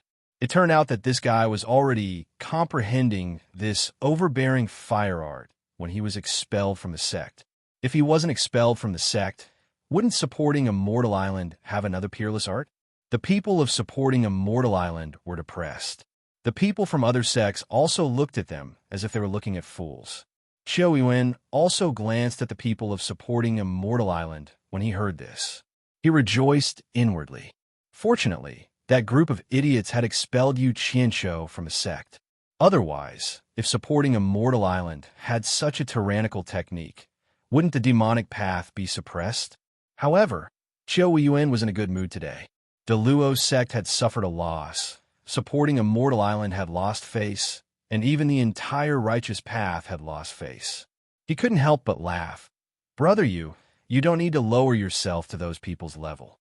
If you're interested, my 10,000 demons will welcome you with open doors. As long as you are willing to join my 10,000 demons, I guarantee that you won't have to suffer from those cowards. Hearing this, the people of the evil path's eyes brightened. They all sent out warm invitations. My blood demon palace warmly welcomes you. The corpse sect awaits your arrival. The invitations of the evil path sects immediately changed the faces of the righteous path sections. I appreciate everyone's good intentions. However, after experiencing 2 sects, I have suffered a lot of cowardice. From now on, I don't want to join any sects of the righteous path or the evil path. I just want to be independent. Yu Qianqiu clasped his hands at everyone and asked Hong Qi, Hong Qi, are you willing to accompany Master to travel around the world? Yes. Hong Qi nodded. He didn't know what was good or bad. He just agreed based on his intuition. Yu Qianqiu smiled satisfactorily. In fact, there was no need to travel around the world with him. It was just to deal with people's rejection. He then said to Dongwu Su and his wife, Today, I will take Hong Qi with me. Are you two willing? The two looked at each other. Although they were reluctant, they still bowed together and said, Thank you, sir. Seeing that he didn't want to join the evil path, the people of the evil path were a little disappointed. However, it didn't force him. The righteous path also felt a little comfortable. Brother Yu, seeing that they were almost done talking, Yin Juexing interrupted and pointed to the old man beside him and introduced, This is my father. Yu Qianqiu sized up the old man in front of him with a serious expression. Sure enough, he had the air of a formidable character. He immediately bowed and said, I've long heard of Senior Yan's great name. It is my honor to be able to meet you today. Ha! Yu Qianqiu, you are friends with my junior brother in Xing. There is no need to be so polite. Yin Bugue waved his hand and said with a smile, My 100-flower palace doesn't belong to the righteous path or the evil path. We have always been neutral. Since you're not interested in the righteous path or the evil path, why don't you come to my 100-flower palace? Although my 100-flower palace isn't a big sect, it can more or less avoid some trouble. Yu Qianqiu, are you interested? Hearing that, Yin Zixia's eyes flickered indeterminately. On the other hand, Dongwu Su and his wife were looking forward to it. If Yu Qianqiu joined the 100-flower palace, then they wouldn't have to be separated from their grandson. The other sects were stunned. Could it be that the 100-flower palace will take advantage of him in the end? But that's good. It's a good thing as long as this person doesn't fall into the hands of the evil path. Yu Qianqiu's heart skipped a beat. He rubbed his nose and didn't answer for a long time. His face was full of smiles as his gaze swept back and forth between the Yin father and son. When his gaze fell into their eyes, he instantly felt as if all his secrets were seen through. Yin Bugue coughed lightly and broke the awkwardness. There is no hurry to answer. Why don't you stay in the 100 Flowers Valley and think about it slowly? Huh? Yu Qianqiu chuckled lightly and shook his head. The 100-flower palace is neither righteous nor evil, so it's a good place to go. Unfortunately, Senior Yin and Brother Yin are both people who do great things. I've said that I only want to be independent, so I truly don't dare to get involved in your matters. The others didn't think much of it and thought that it was just Yu Qianqiu's excuse. However, Quan Deming from Fuxian, I'll suddenly stared at the father and son pair. Yin Bugue and Yin Juexing's expressions changed, and the latter's gaze burned with anticipation. Brother Yu, what do you mean? Why don't I understand? Brother Yin, do you really want me to make it clear in front of all the sects? That isn't good, right? Yu Qianqiu replied with a question, and then he shook his head and sighed. What if I make it difficult for your 100-flower palace? Wouldn't it hurt the friendship between us? His words had already put the 100-flower palace in a difficult position. If he didn't say it, all the sects would definitely think that the 100-flower palace was hiding something, and they couldn't help but associate it with the 100-flower palace. Say it. If he really knew something, then it was something that couldn't be exposed. Yu Qianqiu, just say what you want to say. Don't make everyone suspicious. Yin Bugue frowned. But you better not speak nonsense. My 100-flower palace isn't that easy to mess with. As expected, the older the wiser. His words not only smoothed things over, but also contained a half-threat. Everyone was puzzled, and only Quan Deming's face was gloomy. Yu Qianqiu raised his brows, and he snorted. Senior Yin, I could distinguish the severity of some things, and I know what to say and what not to say. But I hate it when people threaten me the most. There was a hint of coldness in his words. Yu Qianqiu turned his gaze to Quan Deming, and he shook his head and sighed. Elder Quan, I've always thought that Fu Xian Island was really the strongest sect in the cultivation world. But some time ago, I accidentally learned some things, and then I realized that there's always someone better than you. Some hidden forces are the real number one in the world. Sigh. Looks like the cultivation world is going to be chaotic soon. Someone wants to unify the righteous and demonic sects and become the first person in history. On Kwangsung is a good example. I don't want to get involved in these things, so it's better for me to stay away from them so that I won't be affected. Chapter 252. It was easy to imagine the commotion caused by his words. As long as one wasn't an idiot, they would be able to understand what he meant. According to what he said, there was a hidden force in the cultivation world that was even more powerful than supporting Xian Island. This force wanted to unify the entire cultivation world. On Kwangsung was killed by it, and this force was secretly controlled by Baihua Palace. Everyone had different expressions. They were both doubtful and in disbelief. Actually, if these words were said during normal times, the father and son of the Yin clan wouldn't have taken it to heart. They would just push the blame onto others and push the blame onto others. Who could do anything to them if there was no evidence? Unfortunately, the supporting Immortal Island had suddenly barged in and fought with them. Others might not know what Yu Qianqiu was talking about, but the supporting Immortal Island had suffered a loss, so how could they not know? The worst thing was that even if they were stronger than the supporting Immortal Island, the key to determining their strength was the number of experts at the final stage of the crossing tribulation stage. They only had 4 experts, while the supporting Immortal Island had at least 20 experts. These 20 experts were the key to establishing the supporting Immortal Island as the number 1 expert in the world. It didn't matter if Yu Qianqiu knew about it or not. But one thing was for sure. This guy pretended to be innocent, but he was actually looking for trouble on purpose. Otherwise, he wouldn't have exaggerated the matter. Yinbu Gue was furious. Yu Qianqiu, you are obviously slandering Baihua Palace. What are your intentions? Yu Qianqiu snorted coldly. I don't have any intentions, and I didn't mention your Baihua Palace by name. I don't think Baihua Palace's lord knows about this. He later asked Xueqin Kong about some details. He guessed that it was done secretly by the Yin father and son, and Baihua Fairy didn't know about it. Baihua Palace controlled a group of powerful forces, but Baihua Palace's lord didn't know about it. This was a bit strange. 10,000 demons Qiu Wu Yuan's eyelids twitched. He looked at Yinbu Gue suspiciously. Could this be a trap set up by the sect that even I don't know about? He couldn't help but think of the oath he made when Ong Kwangsung's clan was destroyed. If it was really related to 10,000 demons, wouldn't he die a horrible death? Supporting Immortal Islands, Quan Deming's eyes flickered. He also suspected that this was the Palace of Myriad Demons plot. If what Yu Qianqiu said was true, how could Baihua Fairy, as the Palace Lord of Baihua Palace, not know about it? Wasn't this clearly showing that the one surnamed Yin was guarding against supporting Immortal Island, or rather, targeting supporting Immortal Island? Yin Zixia bit her lips. First of all, because of her relationship with Yu Qianqiu, she more or less believed what he said. Second of all, she had been in Baihua Palace for so many years. She had noticed that her father and brother had done something behind her mother's back, so it was possible. In short, the more Yu Qianqiu didn't explain it clearly, the more suspicious everyone would be. Yin Zhuixing roared almost crazily. Yu Qianqiu, are you crazy? When did Baihua Palace offend you?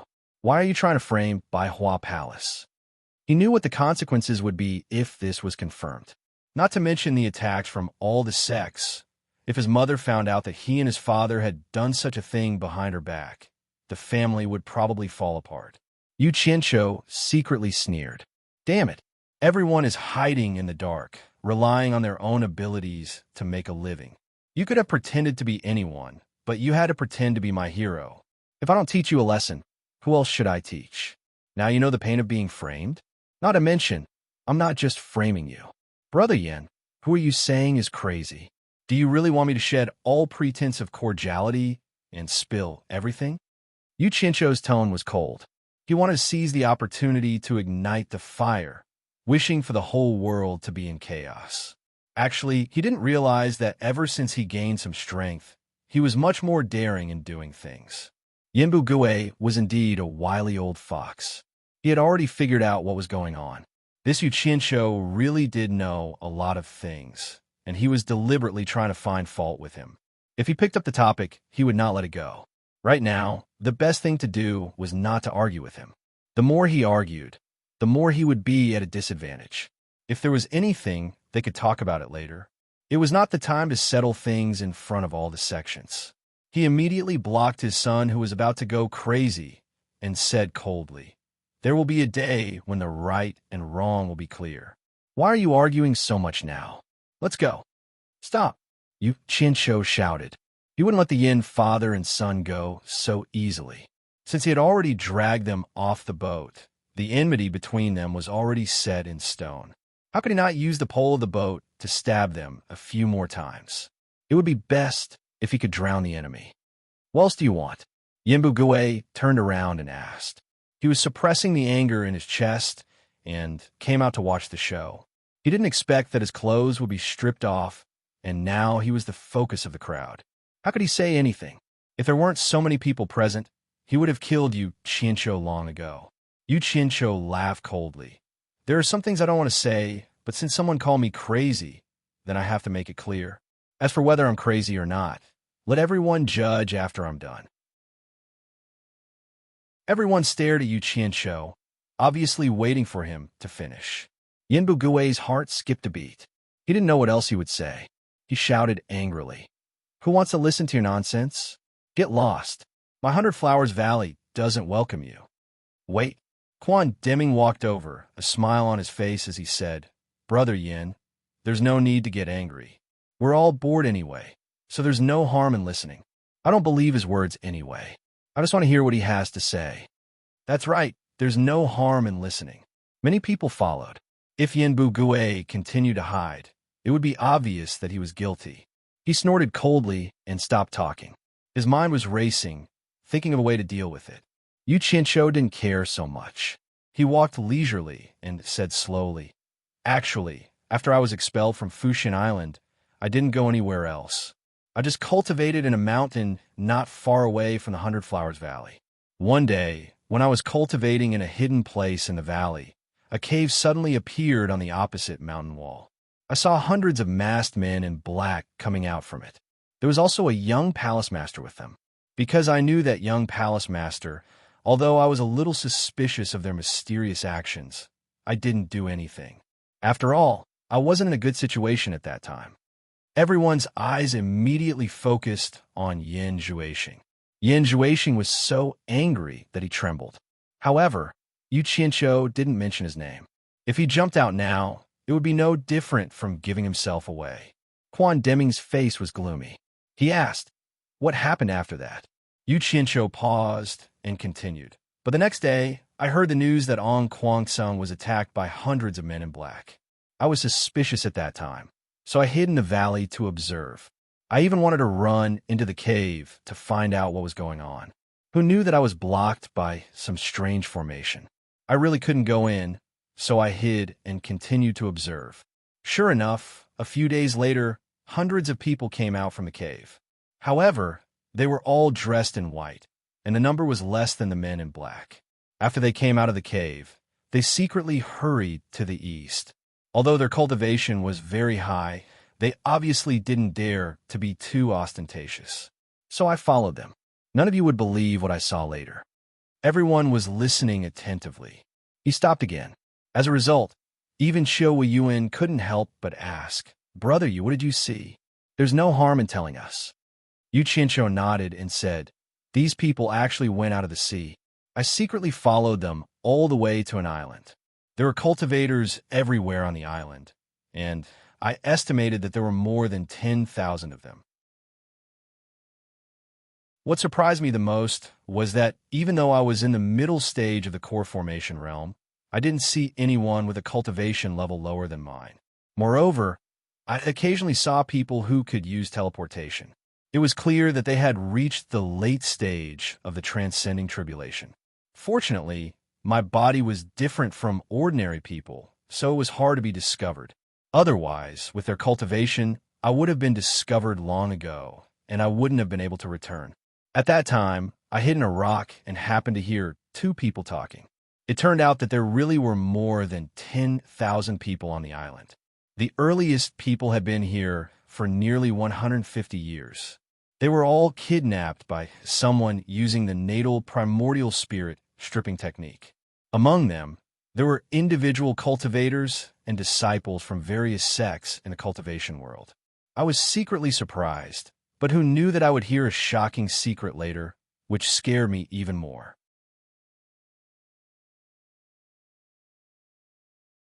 Chapter 253. Was it the natal primordial spirit stripping technique lost a long time ago? Qiu Weiyuan's face darkened. This technique was a nightmare for cultivators, regardless of whether they were righteous or evil. Once they were controlled, they wouldn't be able to resist at all and would be at the mercy of others. Everyone's face changed. They didn't expect such a thing to appear. The father and son of the Yin family didn't look good either. They didn't know if it was because of Yu Qianshou's nonsense or because his secret was exposed. Quan Deming glanced at him. He was more concerned about what would happen next. He asked in a deep voice, "Yu Qianshou, what's the secret?" Yu Qianshou looked in a certain direction and smiled bitterly with lingering fear. "To be honest, I'm afraid that after I say it, someone will kill me today.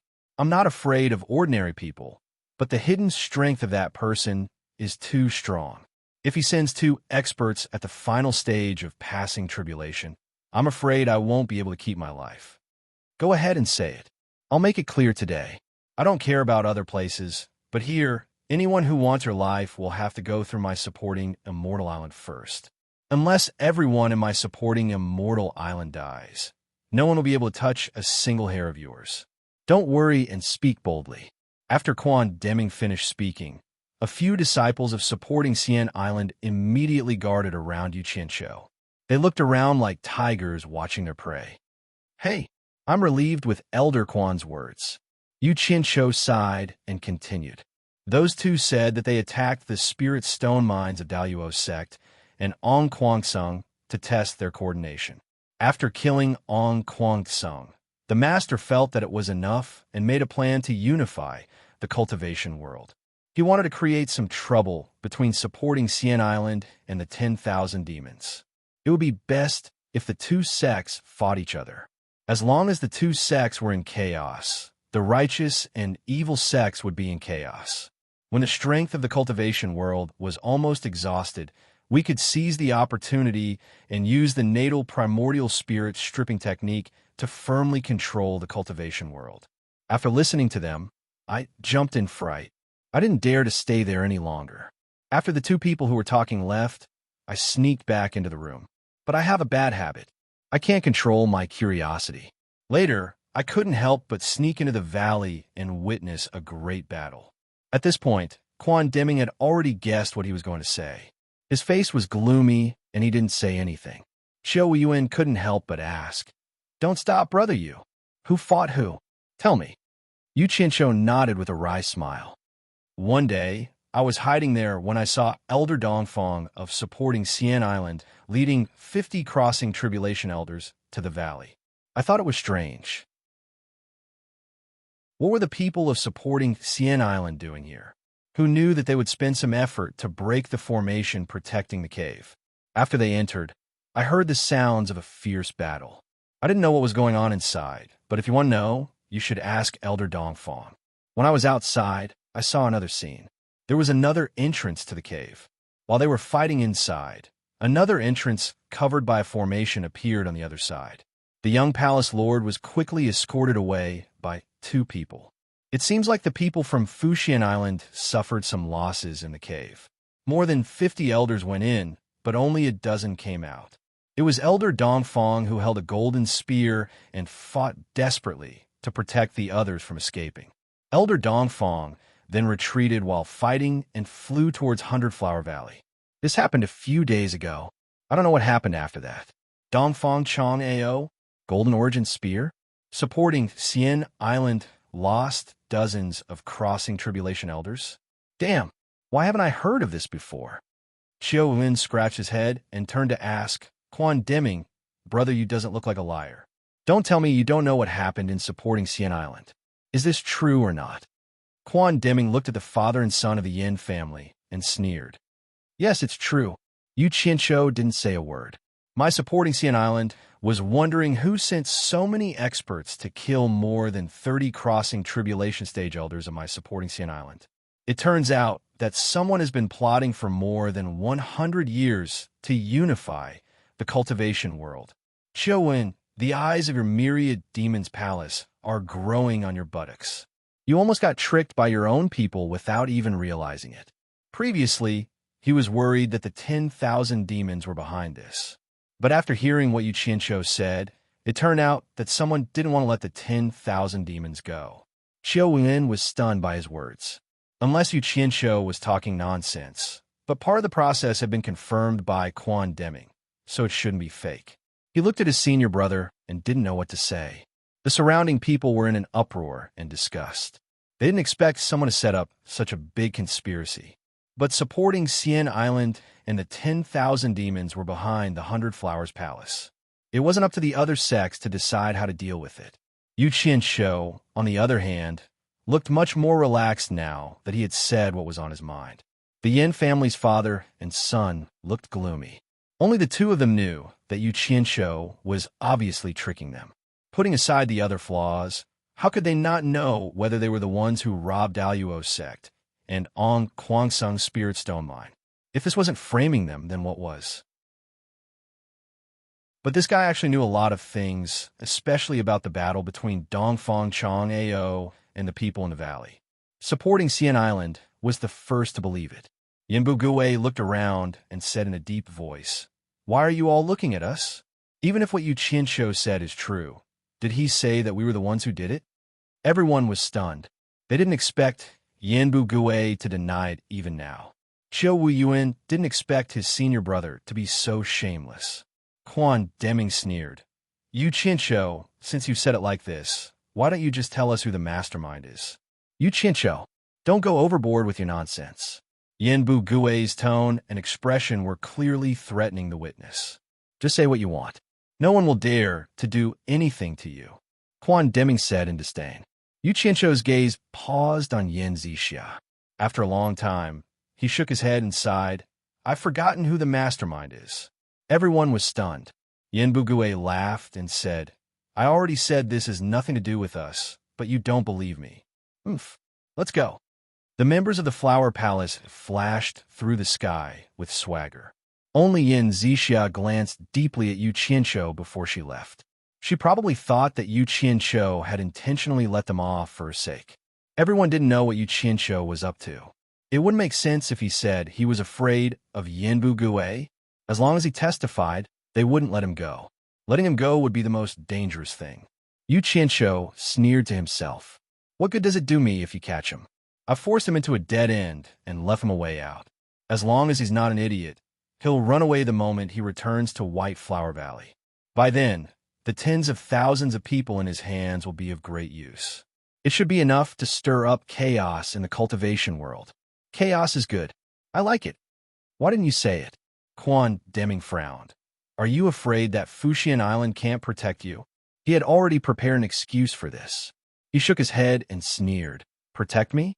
Even if that's the case, Fuxian Island has already abandoned me once when I was in danger and needed protection the most. How can I trust them? Qiu Yun looked him up and down and asked doubtfully, Are you that afraid of death? From what I know, you've always been bold. Times have changed. I thought I had a good master who could protect me. Now, I have to rely on myself. How can I not be careful? I still want to live for 2 more years. Yu Qianqiu mocked himself. He took out a Jade archive and handed it to Quan Deming, saying, This is the route I memorized when I went to that island the last time. If you want to go there, you must be careful. That island is truly filled with experts. It's not a lie. If Senior Qiu is interested, you can make a copy and take a look. All right, this is all I can do. Wait, Quan Deming had a question that he wanted to clarify. This matter was very important to Fuxian Island, so he stopped him and asked, You just said that Bai Hua Palace Lord probably doesn't know about this. What makes you so sure that Bai Hua Fairy doesn't know about this? Not to mention him. Even Xiao Yuan wanted to clarify this matter. Chapter 254. To supporting Xian Island, the Guan family was the strongest existence that ruled the entire island. Although Bai Hua Fairy had been expelled from supporting Xian Island, she was still Guan Dinghai's daughter. Regarding this, the decision-makers of supporting Xian Island couldn't help but consider it carefully. But now that the so-called heroes killed more than 30 tribulation passing stage elders of supporting Xian Island, it created a lot of pressure for Feng Xiangtian and the others who wanted to side with Guan Dinghai's daughter. After all, there were voices from other factions in supporting Xian Island, and they had to give an explanation to the disciples of supporting Xian Island. This was why supporting Xian Island had to keep the news under wraps even after more than 30 people were killed. It was hard to make a decision without a thorough investigation. Guan Dinghai said that if this matter was related to his daughter, he would personally deal with her. But as someone who was raised by the Guan family, he had to consider the Guan family's interests. Otherwise, why would they help you? Now that Yu Qianqiu said that Bai Hua Fairy didn't know anything, it immediately attracted Quan Deming's attention. He believed that as long as Bai Hua Fairy wasn't related to this matter, the Sect Master and the others would be able to do whatever they wanted. Zhou Yin was concerned about this issue because he was thinking from the perspective of the 10,000 demons. If this matter really had nothing to do with Bai Hua Fairy, and it was all planned by the Yin father and son, then the 10,000 demons would be at a disadvantage. Who didn't know that Bai Hua Palace was able to stand tall in the cultivation world without falling because of the secret attention of a #1 sect of the righteous and demon path? Now that Bai Hua Palace was secretly planning to control the entire cultivation world of the Huaxia Empire, this was a matter that caused public anger. Everyone was waiting to see how to deal with it. Think about it. Bai Hua Fairy, who was supported by supporting Xian Island, didn't know anything, but Yin Bugui, who was supported by the 10,000 demons, was secretly causing trouble. Who wouldn't suspect that the 10,000 demons were behind this? Even he himself was a bit suspicious. Actually, the internal situation of the 10,000 demons was similar to that of supporting Xian Island. It was also a situation where Yin family's influence was the strongest. Even the decision-makers couldn't do anything. But if Bai Hua Fairy was also involved, it would be much easier. They were both the #1 sects of the righteous and demon path. For the benefit of both sects, what couldn't be discussed? Was there anything in the cultivation world that couldn't be solved by two families? That's why Qiu Yuan is hoping that Bai Hua Fairy is also one of the masterminds behind this. With regards to this, Yu Qianqiu had already thought of it. He absolutely could not allow supporting Immortal Island and 10,000 demons to find common interests. These two sects were the mainstays of both the righteous and demonic sections. If they did not fall into chaos, the cultivation world would not fall into chaos. It would be difficult for the heroes that he led to stand out. That's why Bai Hua Fairy can't get involved in this. Even if it's related to her, she has to be cleared of any involvement. Yu Qianqiu pondered for a moment and said, "When I was hiding in the valley, I overheard the conversation between Yin Zhuixing and his men." The surrounding people frowned. Although they didn't say anything, many people rolled their eyes. They didn't say anything in front of the other party.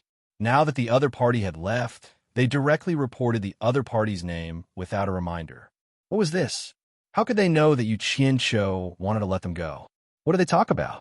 Quan Deming hurriedly asked. He was hoping that Yu Qianqiu would expose Bai Hua Fairy in front of everyone. Nothing else was important. They were talking about spirit stones. Yin Zhuixing's men asked him why they couldn't get more from Bai Hua Palace if they didn't have enough spirit stones. Yin Zhuixing was very unhappy at the time, so he warned them to hide well in the valley and not let anyone from Bai Hua Palace know of their existence. Because Bai Hua Palace's master doesn't know about the father and son duo, they couldn't get more spirit stones from Bai Hua Palace. Using a large amount of spirit stones would cause Bai Hua Palace's master to be suspicious, and might even be discovered by supporting Immortal Island.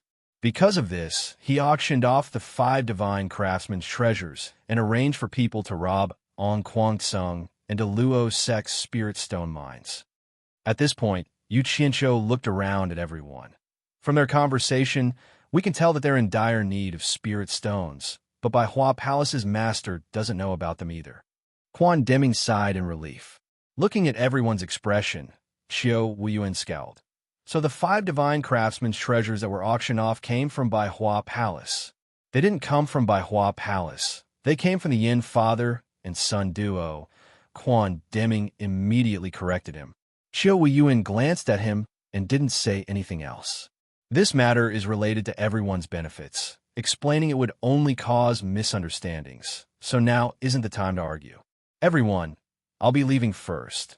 Yu Qianqiu clasped his fist at everyone, then gestured for Dong Wusu and his wife to bring Hong Qi back first. After such a thing happened, no one asked him to stay for a drink anymore. At the entrance of 100 Flowers Valley, Yu Qianqiu noticed that the shopkeepers of the 4 major clans had followed him. Seeing that there was no one around, he immediately waved at the 4 of them, and they quickly came over to greet him. Yu Qianqiu said to Wu Clan's shopkeeper, "Help me send a message to your clan master. Ask him to wait for me at Wu Clan. I'll go look for him in a few days and fulfill my promise to him." The 4 of them looked at each other and didn't understand what was going on. Wu Clan's shopkeeper clasped his fist with a little doubt and said, "Mr. Yu." Yu Qianqiu waved his hand and interrupted, "You don't have to ask too much. Just tell your clan master my words. He will naturally know what I mean." Finishing his words, he glanced at the returning sects and flashed into 100 Flowers Valley. In Dong Wusu's courtyard, a family of 3 was waiting for him. After Yu Qianqiu came in, he looked around for a while and said, "Mr. Donghua, it's not safe for you to stay here anymore.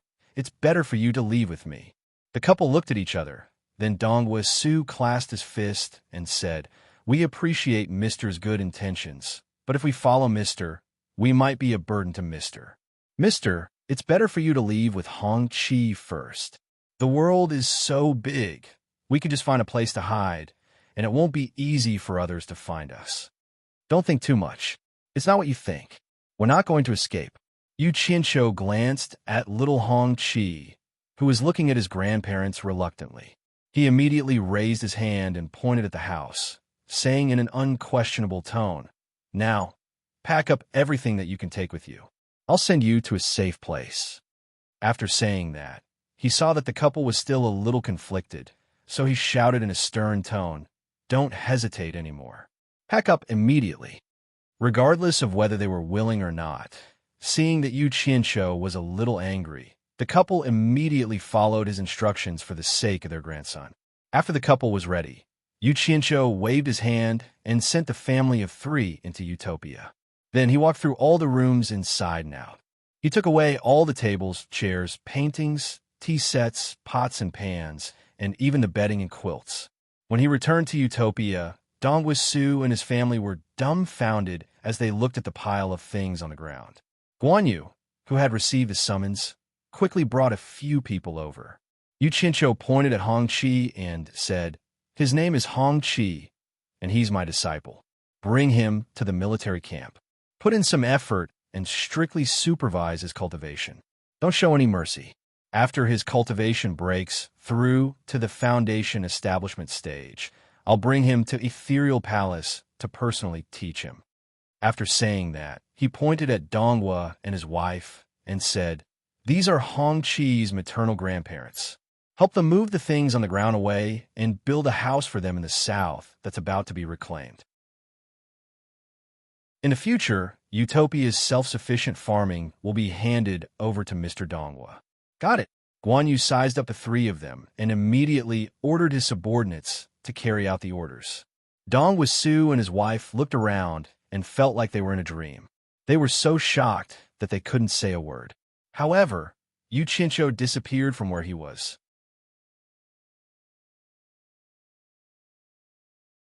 Chapter 255.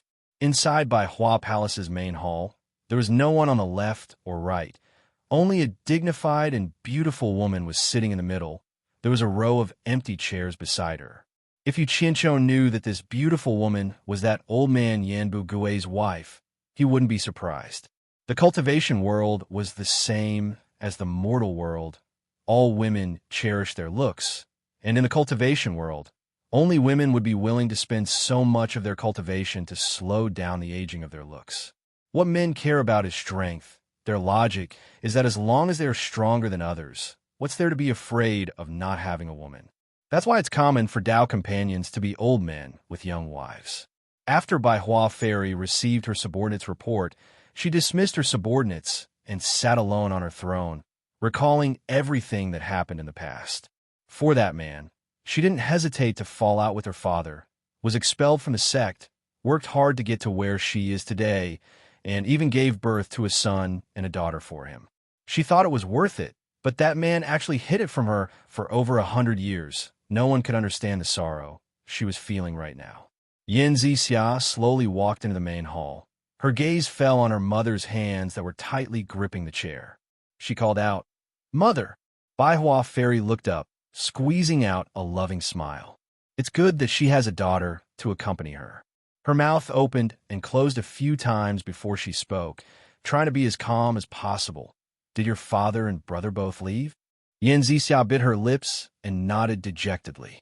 Then she heard her mother let out a long sigh. At this time, Yin Bugue and Yin Zixia were leading a group of people on their flying tools, quickly heading east. Their destination was naturally the island where they were hiding their strength. For them, that was the safest place. Yin Zixia's expression was twisted as she gritted her teeth. You Chincho, I won't forgive you." Yin Bugue looked at his son with a serious expression, not sure if the force he worked so hard to build up could withstand the storm that's about to come.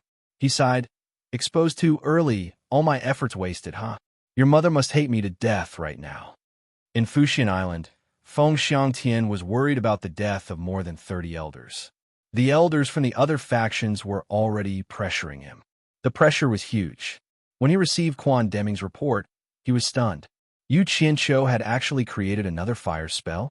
With his core formation stage cultivation, he killed 7 Daoyuo Sect's nascent soul stage disciples in a row in the 100 Flowers Valley and challenged the Daoyuo Sect's tribulation stage elder. The elder fled in fear. Yu Qianqiu's name shook the cultivation world with a single battle. Feng Xiangtian stood there expressionlessly for a long time, and he sighed in his heart. Looks like I didn't make a mistake back then. What a pity. It was useless to lament the loss of such a talent. After all, he was the one who had personally expelled him from a sect. After a moment of silence, his spirits rose. It was good that this matter had nothing to do with senior sister. Feng Xiangtian looked at the injured Dongfang Chong, AO, and waved at the people in front of him. "Follow me to Heaven Heart Pavilion." He immediately threw the matter of Yu Qianqiu to the back of his mind. To him and Fuxian Island, there were more important things to do. Without the intervention of Yin Clan, 100 Flowers Palace was Fuxian Island's 100 Flowers Palace. There was also the hero who dared to attack Fuxian Island. A series of matters needed to be handled quickly. In Wu Clan's ancestral hall, after receiving the news from the shop in the 100 Flowers Valley, Wu Sihai laughed and said to the 3 clan masters, "This kid finally appeared. We don't have to look around anymore. Sai, I really don't know what to say about this kid. It seems like wherever he goes, he will create earth-shattering incidents. I've never seen him in peace. Is he talking about fulfilling his promise about going to Demon Domain?" Bai Clan's clan master, Bai Shouji, asked. "That's right." Wu Sihai nodded with a smile. "This is what he promised. Since he is coming, we don't have to rush to the 100 Flowers Valley." Tan Clan's clan master, Tan Ruchan, said. The leader of the Jing clan, Jing Feihong, nodded and said, "He said he'll be here in a few days. We shouldn't have to wait too long. Let's get ready here and wait for him." The 4 of them nodded. After Yu Qianqiu arrived at the State Pillar General's residence, he asked Shi Xiaotian about the recent situation. He learned that Fuxian Island sent another nascent soul state preceptor to protect the Emperor, and the Emperor didn't do anything to the General's residence.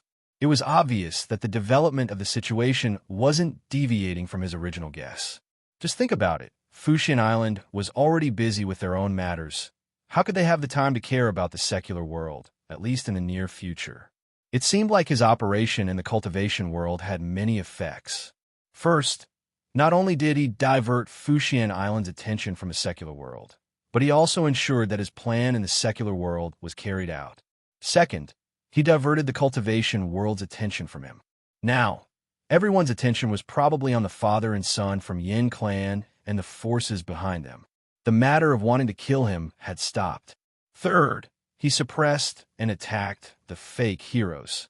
Fourth, his plan to disrupt the cultivation world and exhaust the strength of the cultivation world could be carried out steadily. This would reduce the pressure on the rise of his heroes to the minimum. Fifth, after the battle in the Hundred Flowers Valley, he made the Star Flame fire technique famous. Ordinary sects probably wouldn't dare to provoke him. Even if there was, it would be the Daluo sect. However, even if they didn't come looking for him, he would still go looking for them. After understanding the general situation, Yu Qianqiu carefully checked the defense of the general's residence. Although he felt that no one would come looking for trouble, since Sherwin Guang had entrusted his family to him, he had to be careful. If there was an accident, it would disappoint Sherwin Guang. On the way, he met Bao Wanshi and Sidu Hui. The two women were now very respectful to him. The incident that night had completely shocked them. This Mr. Yu was not an ordinary person. After finding the heroes who were secretly guarding the general's residence, Yu Qianqiu greatly encouraged the 10 of them. He asked them to continue to work hard and stick to their posts. He also gave them abnormally generous rewards. After that, he still dressed up as a servant and leisurely went to Wanhualu. Once he arrived at the courtyard of Wanhualu, he walked around the lush greenery and saw the enchantress of 100 Charms leaning against the window of the attic and looking at him with a smile. Yu Qianqiu suddenly felt a headache. After he went up to the attic, he still bowed respectfully and said, "Master's wife." The enchantress of 100 Charms' waist that was as soft as a water snake came close to him, forcing him to take a few steps back. Then, she laid her soft arms on his shoulder and breathed into his ear. She smiled charmingly and said, "Yu Qianqiu, you're really good at scheming. Tell me honestly, how many secrets do you have that you haven't told your master's wife?" Yu Qianqiu coughed a few times and took the opportunity to turn to the opposite side of the table. After the two of them were separated by the table, he stopped coughing and said with a bitter smile, "Master's wife, you're too serious. I do have a few secrets, but not as many as you think." Although he believed in the enchantress of 100 Charms' feelings for Hao Sansi and that she did not have any evil intentions towards him, he would not go so far as to reveal all of his secrets to her. The saying that the human heart was unpredictable was the truth. There were also different levels of people he believed in. At least in his heart, the enchantress of 100 Charms was far from the level of Bai Sujin. There were very few women that a man could entrust everything to. Hearing this, the enchantress of 100 Charms' eyes seemed to be free of charge as she threw them over one after another. Wrapped in red muslin, her plump buttocks were sitting on the table. A fair and slender thigh slid out of the muslin and was lifted up to place on the table. It was very dazzling, especially the scenery under her skirt, which was faintly discernible. Yu Qianqiu felt that his nose was going to bleed, so he quickly turned his head to the side. The enchantress of 100 Charms pulled her entire body onto the table and posed seductively. She giggled and said, "Not many secrets? Let's not talk about the hero from before. Now, there's the Star Flame fire technique that could actually force Zhu Xianxian, who was in the tribulation stage, to run away. Yu Qianqiu, you really surprise me endlessly." As she said this, she swung out a fair and fleshy leg and pointed at Yu Qianqiu's chest with her vermilion toe. She said, "You dare to say that the new talent assembly that was held by the supporting Immortal Island wasn't disrupted by others because of you? Also, how did the supporting Immortal Island know the location of a valley have nothing to do with you?" Yu Qianqiu coughed a few more times and went around to the other side, avoiding the toe that was pointing at his chest. He forcefully explained, "That was purely an accident. Who are you trying to fool?" The enchantress of 100 Charms rolled her eyes and placed her hands on the table. She puffed out her plump chest and snorted, "What a good scheme. I originally wanted to see who was the real and fake hero, and who was more powerful. Great, you caused trouble for the supporting Immortal Island, and caused them to lose more than 30 Tribulation Stage Elders for nothing. Then, you ran to the 100 Flowers Valley and caused a ruckus. You're pushing the supporting Immortal Island to be the vanguard. Fortunately, I knew some things beforehand. Otherwise, how would I know that a little fellow like you actually had so many crooked thoughts? Sigh. I'm depressed. Hao Wei is such an honest person. How did he teach a little fox like you? Yu Qianshou chuckled at the side. He didn't bother to explain and tacitly agreed to it. He thought to himself, how can it be so simple? I'm aiming for the whole cultivation world. Master's wife, you can slowly experience it. Little fox, you're feeling guilty, right? The Enchantress of 100 Charms raised her hand and swiped her finger across her red lips. She asked lazily, you don't come to me for no reason. Little fox, tell me the truth. What did you come to me for?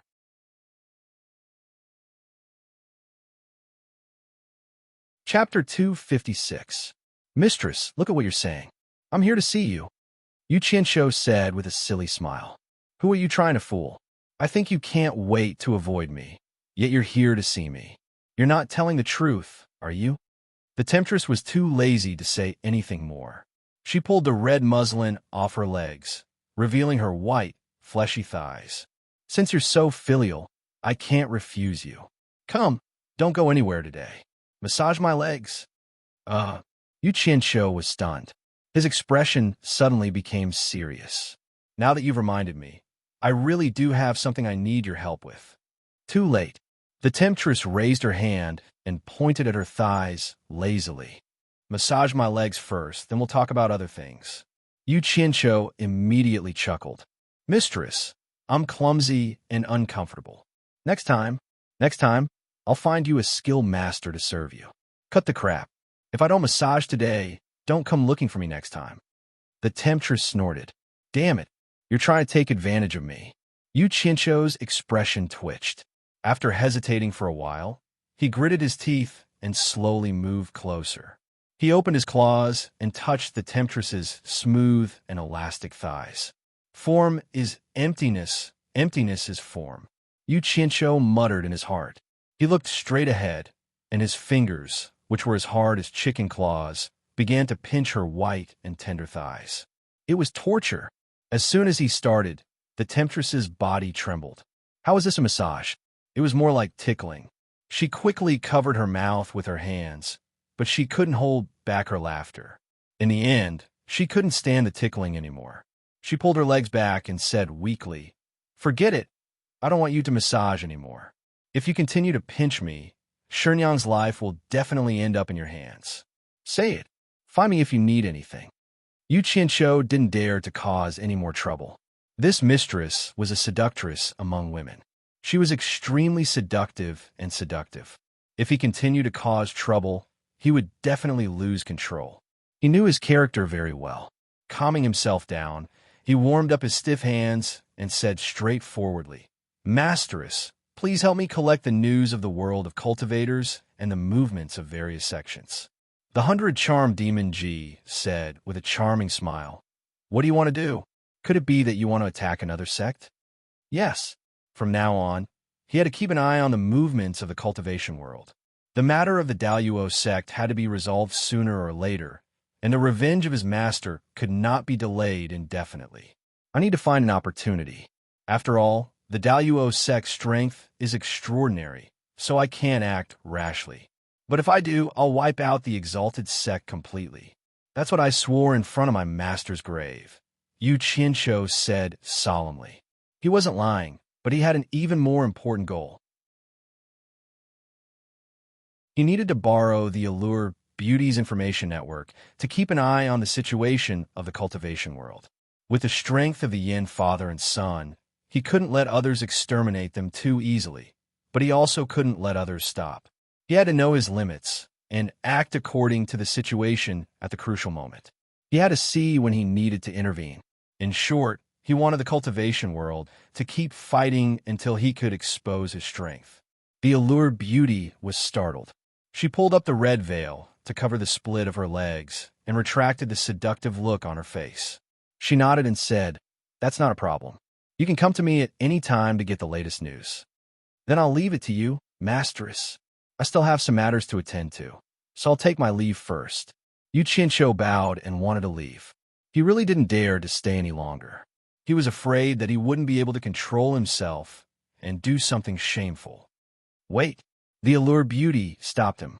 She frowned and said, "You said your master's grave just now. Can you tell me where he is buried?" Yu Qianqiu paused for a moment. He shook his head and said to her apologetically, "Masteress, that place involves some people who don't want to show their faces. It's not convenient for me to tell you right now, but I can promise you that after my master's death is avenged, I'll personally bring you there." "I understand." A trace of disappointment flashed across the allure beauty's face. Yu Qianqiu turned around and quickly left. The allure beauty moved her body down from the table. Her eyes inadvertently glanced at the finger marks on her thigh. Thinking about the situation just now, a rare flush appeared on her face. Her breathing quickened. She looked out of the window and muttered, "When love is a thing of the past, at the western border, there were many military camps. Because the flames of war at the border had been extinguished, it became lively again. There were many large and small markets around the border. Various countries began to trade with each other. The civilians and merchants who wandered here finally enjoyed the value of peace." Shi Tian was dressed in a military uniform. He led a group of people to the market to buy things that would be used for construction. The Pillar of State General ordered the construction of barracks to replace the flexible tents from before. It seemed that he intended to stay here for a long time. Shi Tian was followed by 2 soldiers who had not spoken a word since the beginning. These 2 soldiers were none other than the 10 members of the underworld that Yu Qianqiu had sent to protect the Pillar of the State General. Shi Wenguang was worried about his son's safety. Thus, he sent 2 people to follow him. Suddenly, there was a commotion in the market. A servant dressed in black clothes and a black hat blocked the path of Shi Tian and the others. A group of soldiers wanted to chase him away, but they were blocked by Shi Tian. Who else could this servant be other than Yu Qianqiu? Shi Tian looked at the 2 people beside him. Both of them were calm. It was obvious that they already knew that Yu Qianqiu was coming. He quickly walked over and was about to greet him when he saw Yu Qianqiu bowing first. "Second young master, Madam has asked me to deliver a letter to master." Shi Tian was taken aback. He immediately understood that Yu Qianqiu did not want to attract attention. He smiled and said, "Come, follow me to see master." Under the watchful eyes of the surrounding merchants, Yu Qianqiu followed Shi Tian towards the barracks. Passing through the gate guarded by the soldiers, they entered the barracks. Yu Qianqiu got rid of his servants and looked around. Suddenly, he saw a crowd moving in the direction of the training ground. He could not help but ask, "Shi Tian, what's going on over there?" Shi Tian looked over and sighed. Yesterday, a general named Zhang Peng violated the rules of the army. He led his men to pillage the state of Wei and almost caused a war between the 2 countries. He then looked at the blazing sun in the sky and sighed. For the sake of military discipline, the general who violated the rules will be executed at noon. AI. He was a talented general. What a pity. Oh. Hearing his regretful tone, Yu Qianqiu asked as they walked, "Who is this Zhang Peng? Why does young general think so highly of him?" Shi Tian walked beside him and said in a heavy voice, "Zhang Peng is a local. When he was young, his house was plundered by the Wei army. He was the only one who did not die but was on the verge of death. When my father was passing by with his army, he saved him and has been by his side ever since. He started fighting with the army at the age of 14 and has been through more than 10 years. In every battle, he was the vanguard of his men and was wounded countless times. It is a miracle that he is still alive today. Perhaps it is because of his tragic childhood. Zhang Peng has become a bloodthirsty and ruthless person. His men have never taken any captives in battle and have killed them all. AI.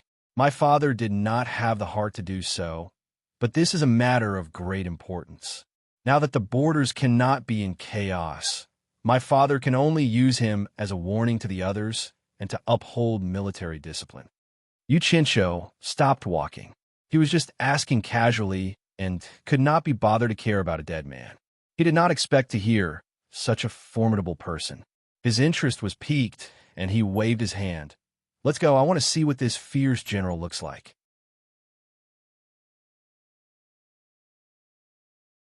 Chapter 257. Sure, Tian was taken aback, but he quickly led the way.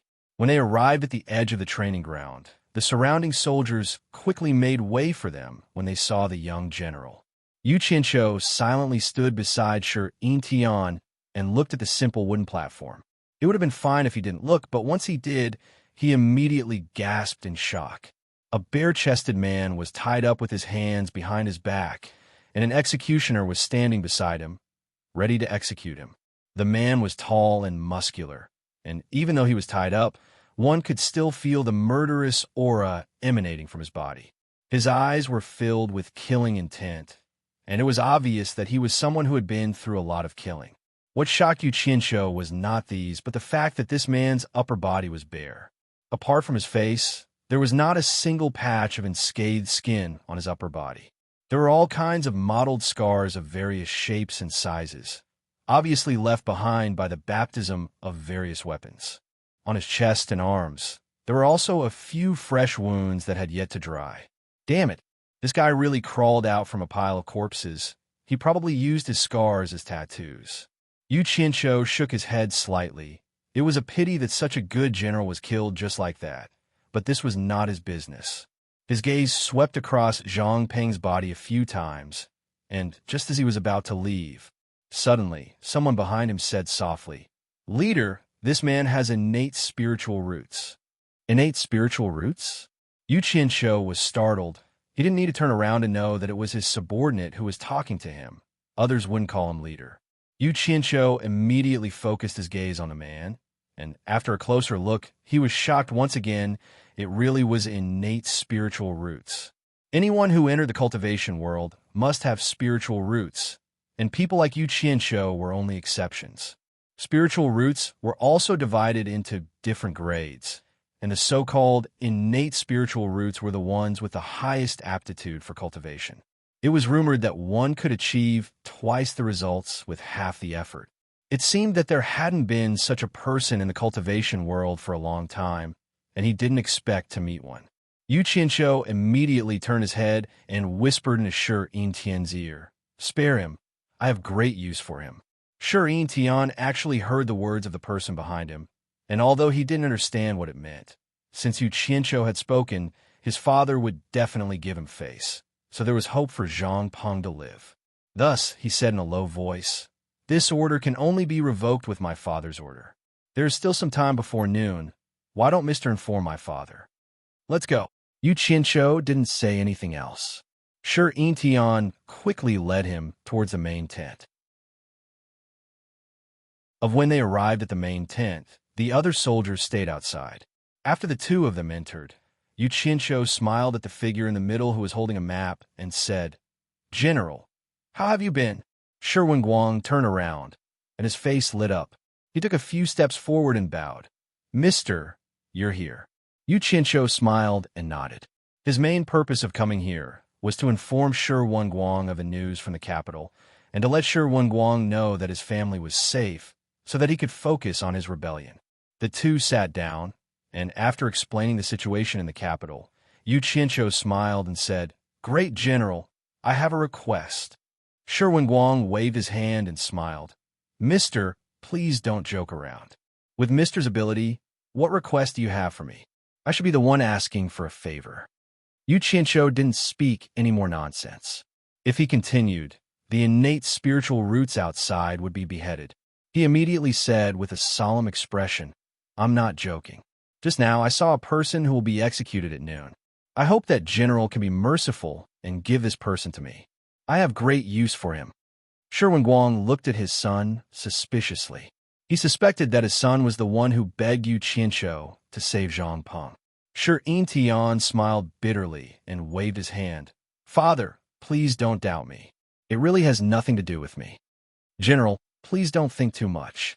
Yu Qinshu paused and said, "Let me explain it to you this way. When I passed by the execution ground, I discovered that Zhang Peng is not an ordinary person. He has excellent spiritual roots, and I wish to take him as my disciple. I hope that General can give me this face. So that's how it is. I will naturally give Mr. Face. Sherwin Guang stood up and took out a token from the bottle on the table. He handed it to Shi Tian and said, "Pass down my order. Zhang Peng's execution is to be postponed and brought to my tent." Shi Tian's face lit up with joy. He received the token and respectfully said, "This general will obey." Yu Qianqiu laughed and continued to converse with Sherwin Guang. Not long after, the tied-up Zhang Peng was brought in by Shi Tian. Sherwin Guang sat behind the table and stared at the newcomer with a gloomy expression. "Criminal General Zhang Peng greets General." Zhang Peng's voice was loud and clear as he knelt down. Yu Qianqiu, who was sitting not far from him, could feel the valiant aura coming from his body. Sherwin Guang shouted in a deep voice, "Zhang Peng, you have violated the military rules and should be beheaded. However, there is an expert who begged this general to accept you as his disciple. If you agree to be his disciple, this general can consider sparing your life." Yu Qianqiu smiled as he stared at Zhang Peng, thinking that he would definitely accept this person as his disciple. Who would want to live? Who would have thought that Zhang Peng would look around? And after his gaze paused on Sherwin Guang, he replied, "I wonder which expert wishes to accept me as his disciple. Please enlighten me." Sherwin Guang raised his finger and pointed. Yu Qianqiu stood up and smiled. "It's me. Criminal General would rather accept death." Zhang Peng glanced at him and said nothing else. Everyone in the tent was stunned. Yu Qianqiu asked suspiciously, "What's wrong with being my disciple? You would rather die than submit?" Zhang Peng knelt down and sized him up, then snorted coldly. "Judging from your age, you're not even as old as I am. How can you be my master? If I submit, wouldn't it be a great humiliation to me? How would I dare to submit?" "Impudent!" Sherwin Guang immediately shouted. "Mr. Accepting you as his disciple is your fortune. You really don't know what's good for you. Men, drag him away and behead him." "Wait." Yu Qianqiu smiled and waved his hand, stopping the general from showing off his military might. He circled around Zhang Peng twice and said, "How can I be your master? I have the strength to lift 1,000 caddies and the courage to conquer the 3 armies. If you can defeat me, I will take you as my master." Zhang Peng proudly declared, "Damn it, if it weren't for your innate spiritual root, I wouldn't care if you were dead or alive. You're just a commoner, and you want to fight me?" Yu Qianqiu sneered. "Your strength is like an ant in my eyes. Your bravery is nothing in my eyes. You think too highly of yourself. If I want to defeat you, it'll be as easy as lifting a finger." Then, a bewitching red light flashed on the tip of his finger. In the blink of an eye, the ropes that Zhang Peng had tied him up broke. Yu Qianqiu shouted, "Get up, show me what you've got. I want to see what you're capable of." Zhang Peng looked at the neatly broken ropes on his chest and was stunned for a moment. He then shook off the ropes, stood up, and stretched his body. His bones cracked, and he cupped his fists and shouted, "Excuse me, watch my fist. Damn it, he's really not holding back." Yu Qianqiu circulated his true yuan and pointed a finger at Zhang Peng's fist. The fist and finger collided in the air. Yu Qianqiu sneered, while Zhang Peng's face twitched. He felt that the half of his body that had punched out had gone numb, and he couldn't move at all. The winner was decided, and the sure father and son looked at each other in dismay. So powerful. Yu Qianqiu retracted his finger and said with an expressionless face, "If you're not convinced, you can try again." Zhang Peng's body took a long time to recover. He stretched his body, but didn't say a word. He walked to the weapons rack at the side of the tent and took out a long steel spear that was as thick as a baby's arm. He shouted, "Again!" His strong body pounced at Yu Qianqiu, and like a bolt of lightning, the spear went straight for Yu Qianqiu's chest. Yu Qianqiu laughed coldly, and his index finger glowed with a demonic red light again, and he pointed it at the spear's head. With a sizzling sound, the spear began to melt from the spearhead all the way to the end of Zhang Peng's hand. The spear fell to the ground like molten iron. Zhang Peng only felt his hand burning, and he hurriedly threw the spear away. However, he didn't give up and threw another punch at his opponent's face. Oomph. Yu Qianqiu snorted coldly, intending to teach him a lesson. He retracted the red light on his finger and flicked away Zhang Peng's heavy fist. Then, he quickly pointed at Zhang Peng's chest. Zhang Peng immediately spat out a mouthful of blood, and his whole body was sent flying by the finger. He flipped a few times in the air and fell to the ground. He looked like he was on the verge of death. The sure father and son were shocked once again, and they looked at each other speechlessly. Yu Qianqiu expressionlessly stared at the person moaning on the ground. He said coldly, "What strength pulling 1,000 caddies? What bravery! You can't even compare to one of my fingers. How can you say that? Is this all you have? You really don't know the immensity of heaven and earth. If you're not convinced, and you still have the strength, you can try again." Zhang Peng clutched his chest, and his whole body seemed to collapse. His face was pale, and he staggered to his feet. He staggered to the front of Yu Qianqiu and knelt down. He kowtowed and said, "Zhang Peng is convinced and pays his respects to master."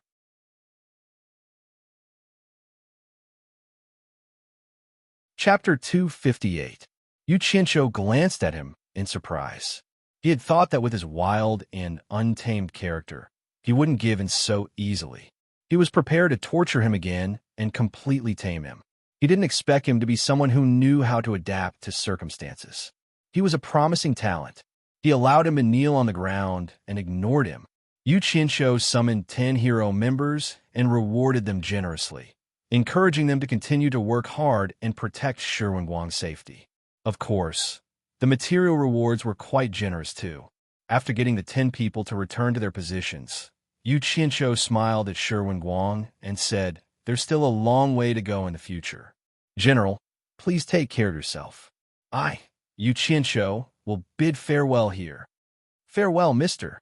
The father and son couldn't get him to stay, so they could only cup their hands and send him off. When he raised his head again, Yu Qianqiu was already gone. The tower-like man on the ground had also disappeared. Shi Wenguang stopped and sighed. It's a pity that little Tian isn't as good as him. In Utopia, Zhang Peng looked around and was a little confused. Yu Qianqiu said coldly, "You might be considered a fierce general in the mortal world, but here, anyone is stronger than you. I'll give you a chance to break away from the conflicts of mortals. Grasp it well. When the time comes, you'll know how insignificant you are." Guan Yu rode his horse over, and Yu Qianqiu felt a headache when he saw the broken horse. He said calmly, "This is my second disciple. Bring him to train with Hong Qi. You must supervise him strictly." Guan Yu frowned. He didn't understand why Yu Qianqiu would take in disciples one after another. He nodded and shouted to Zhang Peng, "Follow me." "Good horse." Zhang Peng stared at Red Rabbit and couldn't help but exclaim. He was a soldier who had galloped on the battlefield, so he was naturally fond of good horses. When he turned back, Yu Qianqiu had already disappeared. He immediately ran after the horse. Inside Hibiscus's room in Wanfen Garden, a man and a woman were locked in a room. Just as they were about to lose control of themselves, a loud moan suddenly rang out. Yu Qianqiu was startled. He quickly covered her mouth and said guiltily, "Grand, lower your voice." Hibiscus's amorous feelings were boundless. She shyly said, "I couldn't help it." Just as he finished speaking, he heard the door open with a bang. Ferdinand shouted, "How dare you?" His voice stopped abruptly. What entered his eyes was a naked man and woman flashing into the quilt. Yu Qianqiu poked his head out and smiled shyly. Elder Fei, long time no see." After seeing it clearly, Ferdinand's body swayed, and he almost couldn't stand still. His expression was twitching nonstop. Needless to say, the other person was definitely his daughter. There were hurried footsteps coming from outside the courtyard. Ferdinand took a breath and walked out of the door. With his back facing the room, he shouted, "It's okay. Go back." There was a rustling sound of clothes being put on. After a while, Yu Qianqiu, who was hiding behind Hibiscus, walked to the door. Both of their expressions were quite interesting. The former smiled awkwardly. Elder Fay. Hee hee. Ferdinand resisted the urge to kill this kid and said in a low voice, Hibiscus stays. You come with me. Damn it. I'm so embarrassed. I'm actually caught in bed. Why does this old guy walk without making a sound? I didn't even have time to run away. At this time, Yuchincho's expression was very depressed. He squeezed out a smile to bid farewell to the extremely shy Hibiscus and followed his future father-in-law. Passing through the courtyard corridor, they turned into a dark room. Ferdinand faced a wall and didn't say anything for a long time. Yuchincho stood behind and wanted to say something but didn't dare to say anything. So, the two of them were wasting time there. How did you come? Ferdinand, who had been silent for a long time, finally spoke. His attitude was not bad. Yuchincho breathed a sigh of relief and said bluntly, I stole it. The former did not continue to linger on this topic. He sighed and said, Do you come often? Not often. I come every few days, Yuchincho answered very honestly. Ferdinand, who had his back to him, twitched his face again. Anyone who saw his daughter lying on the same bed with another man in an improper manner would not feel comfortable, especially the kind of man who visited frequently. I want you to promise me one thing. Ferdinand resisted the urge and turned around to stare at him. As for the previous form of questioning, he would not say it even if he was beaten to death. Otherwise, he would really be angered to death. Yuchincho smiled and said, Tell me. As long as I can do it, I will promise you. I want you to promise me that no matter what happens, you can't let Furong suffer any grievances in this life. Otherwise, I will never let you go. Ferdinand stared at him and added fiercely, I will not let you go even if I die. Don't worry about this. Yuchincho grinned and said. Obviously, the other party did not object to him sleeping with his daughter. He immediately patted his chest and promised, Even if you don't say it, I will not let Furong suffer any grievances. At least I can swear to God that I, Yuchincho, will let Furong live a carefree life. Otherwise, she will never be at peace. Hearing him swear, Ferdinand nodded slightly. His tight face finally relaxed. He pointed to the chair on the side and let him sit down. Then he sighed and said, Furong's mother died early. It's all my fault. Otherwise, Furong wouldn't have to suffer so much. I'm sorry for her and her mother. Sigh, I can see that Furong likes you very much, so I hope you can treat her well. Needless to say. However, you don't have to blame yourself. I believe you must have your difficulties. Yuchincho comforted him hypocritically. He felt refreshed and comfortable now. Speaking of Furong's suffering, he suddenly frowned and said, Elder Ferdinand, let me ask you something. What happened to Furong's face? It can't be an accident, right? Hearing that, a trace of bitterness flashed across Ferdinand's face. He shook his head and said, It's all my fault. It's all my fault. He painfully told the ins and outs of the matter.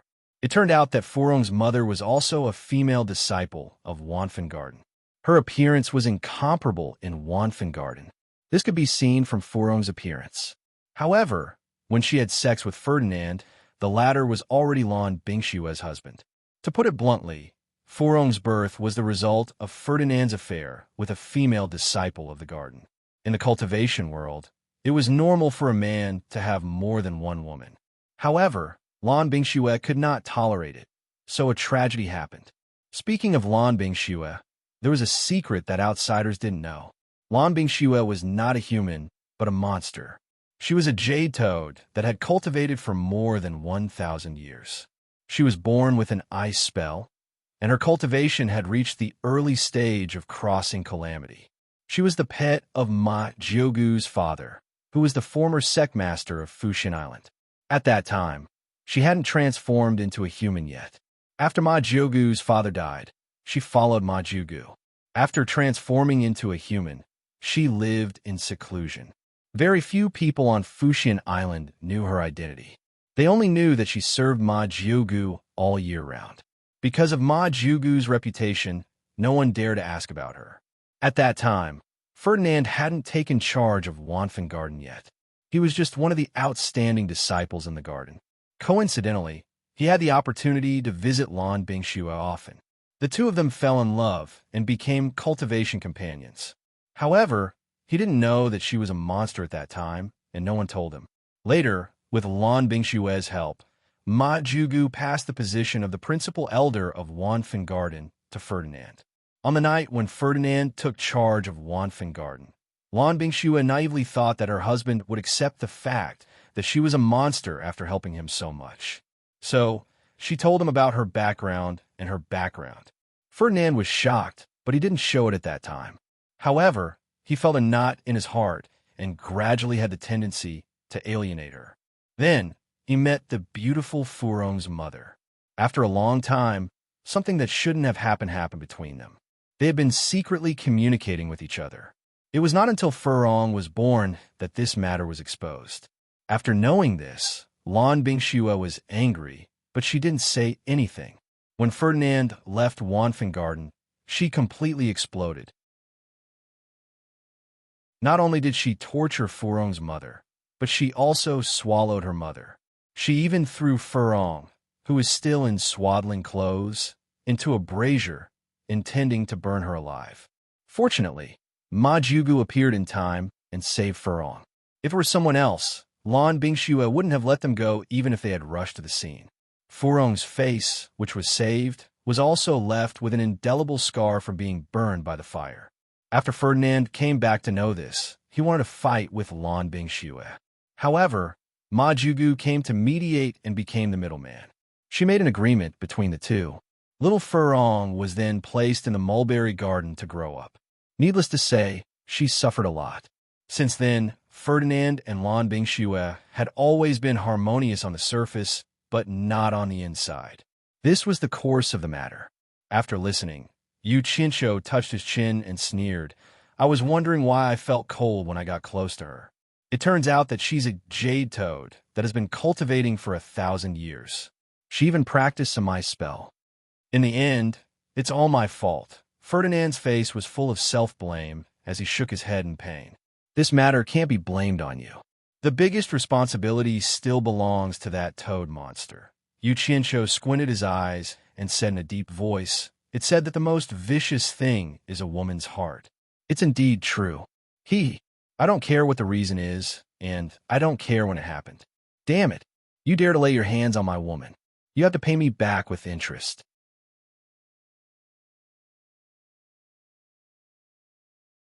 Chapter 259. Hearing this, Ferdinand slowly turned around, frowned, and immediately warned, don't mess around. Lan Bingshue is always with Ma Jugu. She's not someone you can afford to provoke. I've heard about what you've been doing recently. Although you have that overbearing fire spell, you're still in the core formation stage, after all. The horror of the final stage of passing calamity is not something you can imagine. Compared to the early stage of passing calamity like me, it's a world of difference. Even if you don't think for yourself, you have to think for Furong. Oh, he's a bit like a father-in-law now. Yu Qinsho laughed. I understand. While saying this, he was thinking about when he would have a chance. Also, Ferdinand said solemnly, I don't know how you entered Fushin Island, but I advise you not to run around on the island. Once you're discovered, it'll be difficult for you to leave. Yu Qinsho repeatedly said yes, then listened to a lot of nagging. He really didn't want to listen anymore, so he found an excuse to run to Furong. After saying goodbye to Furong, he returned to Utopia to find Bai Sujin to talk about some things. Then the two of them went to the spiritual herb garden together. The exotic flowers and plants in the garden were swaying. They were all grown from the things Yu Qinsho collected. Now this spiritual herb garden was managed by a group of women under Bai Sujin. Because of the purple chaos, it didn't take much effort to grow the spiritual herbs, no matter how time-consuming and laborious it was. The two of them came to a ridge, looking at the hundreds of 7-star blood orchids. Yu Qinsho touched his nose and laughed, then walked to a row of blood orchids that had just grown and not yet matured, asked someone to dig out 2, put them in a wooden basin, and put them in his hands, looking at them with great interest. Bai Sujin stared at his every move, then suddenly said, don't you have the recipe for 7 orifices exquisite pill? Why not refine some to help your parents prolong their lives? Yu Chincho shook his head with a bitter smile. Do you think I don't want to? I've already looked through the pill recipe several times, so I'm more familiar with it than you. This 7 orifices exquisite pill had the ability to seize the fortune of the heavens and earth. After consuming it, one would be able to compete with the heavens and earth for longevity. It was truly extraordinary. If he wanted to refine it, he needed a total of 3 main ingredients. Although he now had the 7-star blood orchid and the Adumbra flower, he still lacked an extremely difficult-to-find spiritual herb called the resurrection grass. Adumbra guarding the spirit, soul recovery, and 7 stars bodybuilding. As long as one of the 3 was missing, it would be impossible to refine such a heaven-defying pill. But these 3 spiritual herbs are rare treasures that can only be found by luck. To be honest, I was lucky to obtain the first 2, but I really don't know if I will have the fortune to obtain all 3. Mortals can live for 50 years, and cultivators can live for 150 years. To be able to compete with the heavens and earth in terms of lifespan, this kind of elixir is indeed heaven-defying. Bai Sujin said it herself, feeling a little incredulous. If there really was a 7 orifices exquisite pill in the cultivation world, I'm afraid the entire cultivation world would be stirred up by a storm of blood, especially those cultivators at the end of the tribulation transcendent stage. Although they have lived for hundreds of years, how many of them would be willing to return to the earth after hundreds of years of bitter cultivation? The temptation of being able to live for another 150 years was not an ordinary one. It was even possible for old monsters of the soul formation stage to come out. This thing really isn't something that ordinary people can enjoy. As Yuchincho said this, he also laughed. Just think about it. How could he resist the temptation of increasing his lifespan by 150 years? If he knew which family had it, he was afraid that the hero would turn out in full force to snatch it. Then where does this resurrection grass grow? The pill recipe seems to have introduced the characteristics of each spiritual herb, right? Bai Sujin asked. She had more or less seen it when she removed the restrictions on the pill recipe. Yu Chincho smiled and said, according to the pill recipe Jade archive, this recipe was passed down from ancient times and didn't originate from the alchemy sect. Later on, no one has succeeded in refining it. The ancient records of the resurrection grass referred to it as the 9 underworlds. Bai Sujin frowned and pondered. Which place in this world is called the 9 underworlds? Yu Chincho shook his head and said, the pill recipe Jade archive didn't record it in detail.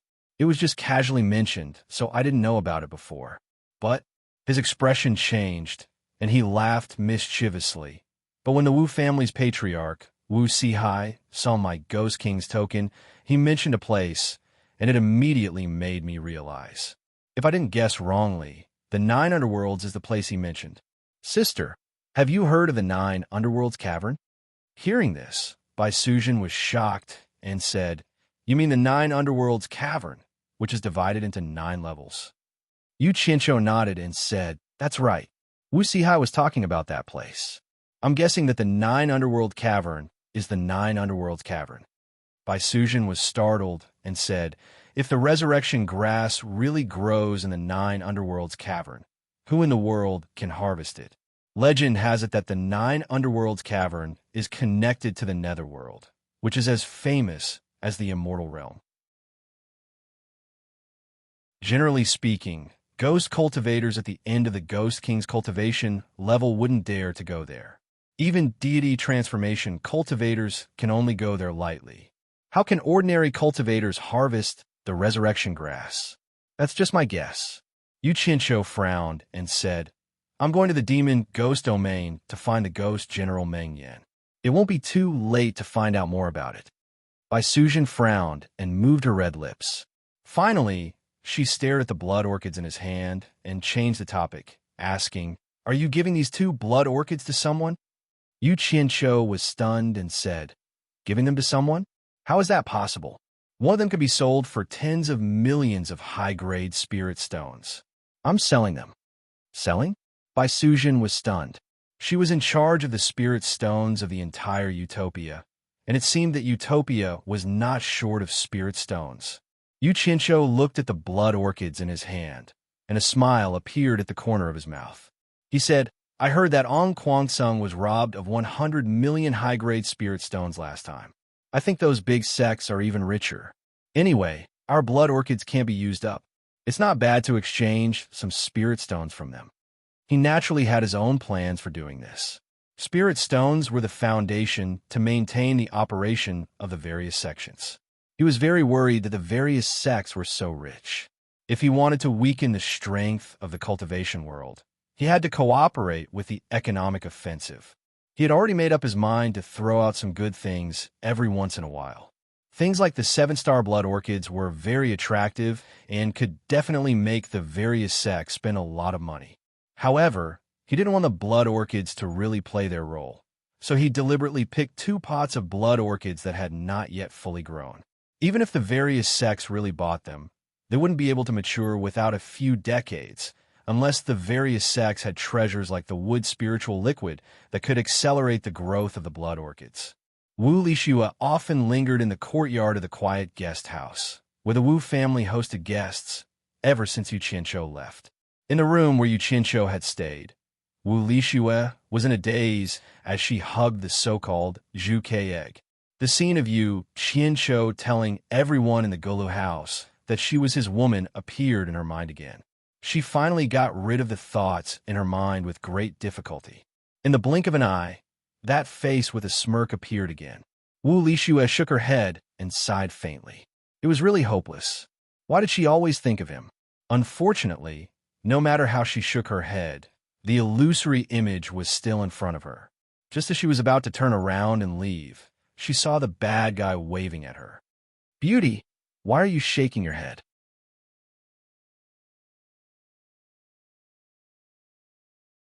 Chapter 260. The last time Yu Qianqiu stayed in this room, he had hidden a teleportation mark. As soon as he came out, he found Wu Lixue in a daze, talking to herself. He appeared in front of her, but she actually ignored him. It was quite depressing. Wu Lixue shook her head again. It must be an illusion. She continued to walk out. Yu Qianqiu's expression twitched. He couldn't help but grab her arm, not knowing whether to laugh or cry. Am I invisible? Ah. Wu Lixue rubbed her eyes in disbelief. She was dumbfounded. It's really you? Yu Qianqiu, when did you come? Yu Qianqiu stretched out a hand and waved it in front of her eyes. Seeing her eyes following his gesture, he heaved a sigh of relief. I thought there was something wrong with your eyes. Wu Lixue slapped his hand away and said angrily, There's something wrong with your eyes. Hee. How could there be something wrong with my eyes? Yu Qianqiu joked, his eyes occasionally glancing at her full and perky breasts. He was extremely envious of the egg in her arms. After secretly looking at it, he asked with a smile, Your egg hasn't hatched yet? Wu Lixue no longer had that dejected look. She threw the egg into her storage pouch. She didn't want to let the egg take the limelight. She asked excitedly, When did you come? Just arrived. Come, bring me to see your grandfather. Yu Qianqiu said as he walked out. Just arrived? Wu Lixue was full of doubts. She bounced to the front to lead the way and asked as she walked, Do you need something from my grandfather? How long are you staying this time? Do you want to play with my brother for a bit longer? And Wu Lixue kept asking questions, while Yu Qianqiu stammered in response. He didn't pay attention to what she was saying at all. His eyes were fixated on the sexy, but in front of him, unable to move away. Wu Lixue, who was walking in front, turned around unhappily when she heard Yu Qianqiu's words. She immediately noticed Yu Qianqiu's gaze, and her pretty face turned red. She immediately turned around and silently walked forward. It was hard to tell if she was angry or shy. She no longer dared to jump up and down. Even her normal walk was a bit unnatural. Outside the Wu clan ancestral hall, Wu Lixue explained the purpose of her visit to the gate, and the guard immediately went in to report. After a while, Wu Sihai came out with 3 old men laughing and said, Yu Qianqiu, this old man has been looking forward to seeing you. He then frowned and said, What's going on with the clan's guards? Why did you only report now that you're here? Yu Qianqiu laughed and vaguely said, Wu Lishu had brought me here. He naturally wouldn't say that he snuck in. Wu Lishu nodded dumbly. Grandfather, I brought him here. You are Yu Qianqiu? One of the old men behind Wu Sihai asked. Hearing this, Yu Qianqiu also looked at the three old men. Looking at their clothing, they should be from the other three clans. Yes, he is Yu Qianqiu. Wu Sihai introduced both sides. The four clans' leaders are all here. Yu Qianqiu bowed. Greetings to the four seniors. Well said. The four nodded. Wu Sihai waved his hand. Let's go, we'll talk inside. The five of them entered the Wu clan's ancestral hall together. Outside, Wu Lishu stomped her feet, pouting unhappily. Who told her to be a woman? And the clan rules forbade women from entering.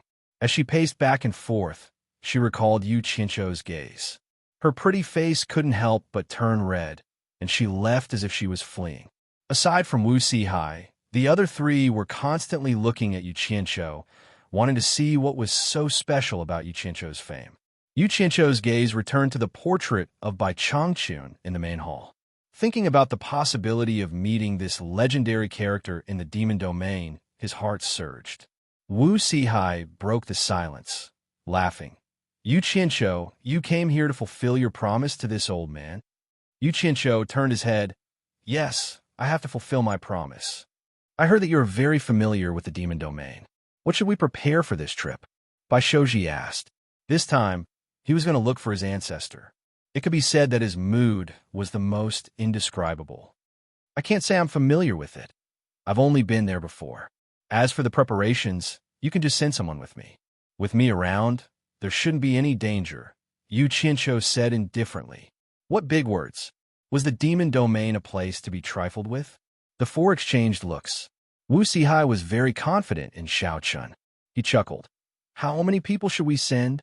Yu Qianqiu pondered for a moment, then said, We don't need too many people. If there are too many, it might cause unnecessary trouble. Just send a few people that the four clans can trust. The four exchanged looks and nodded at each other, as if they had reached some kind of agreement.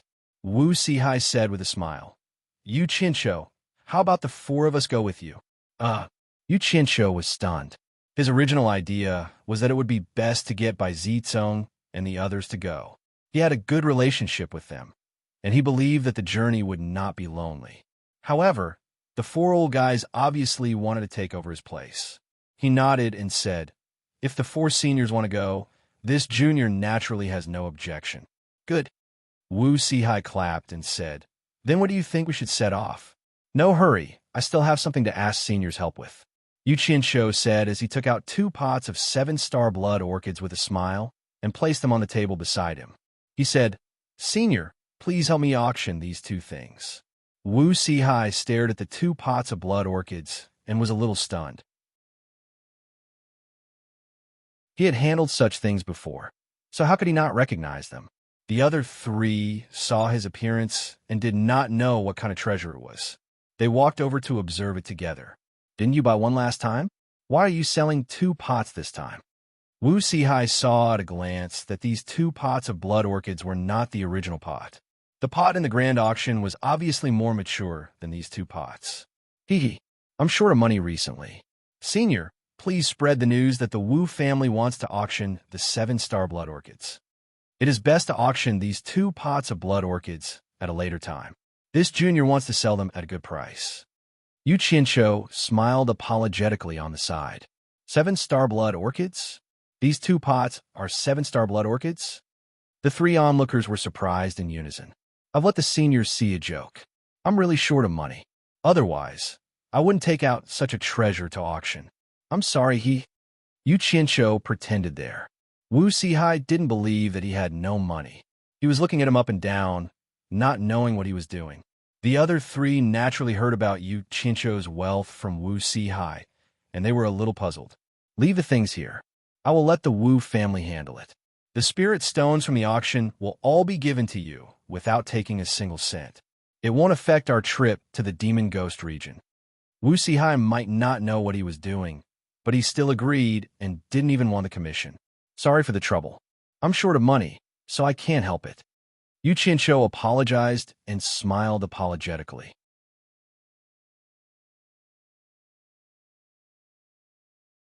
Chapter 261.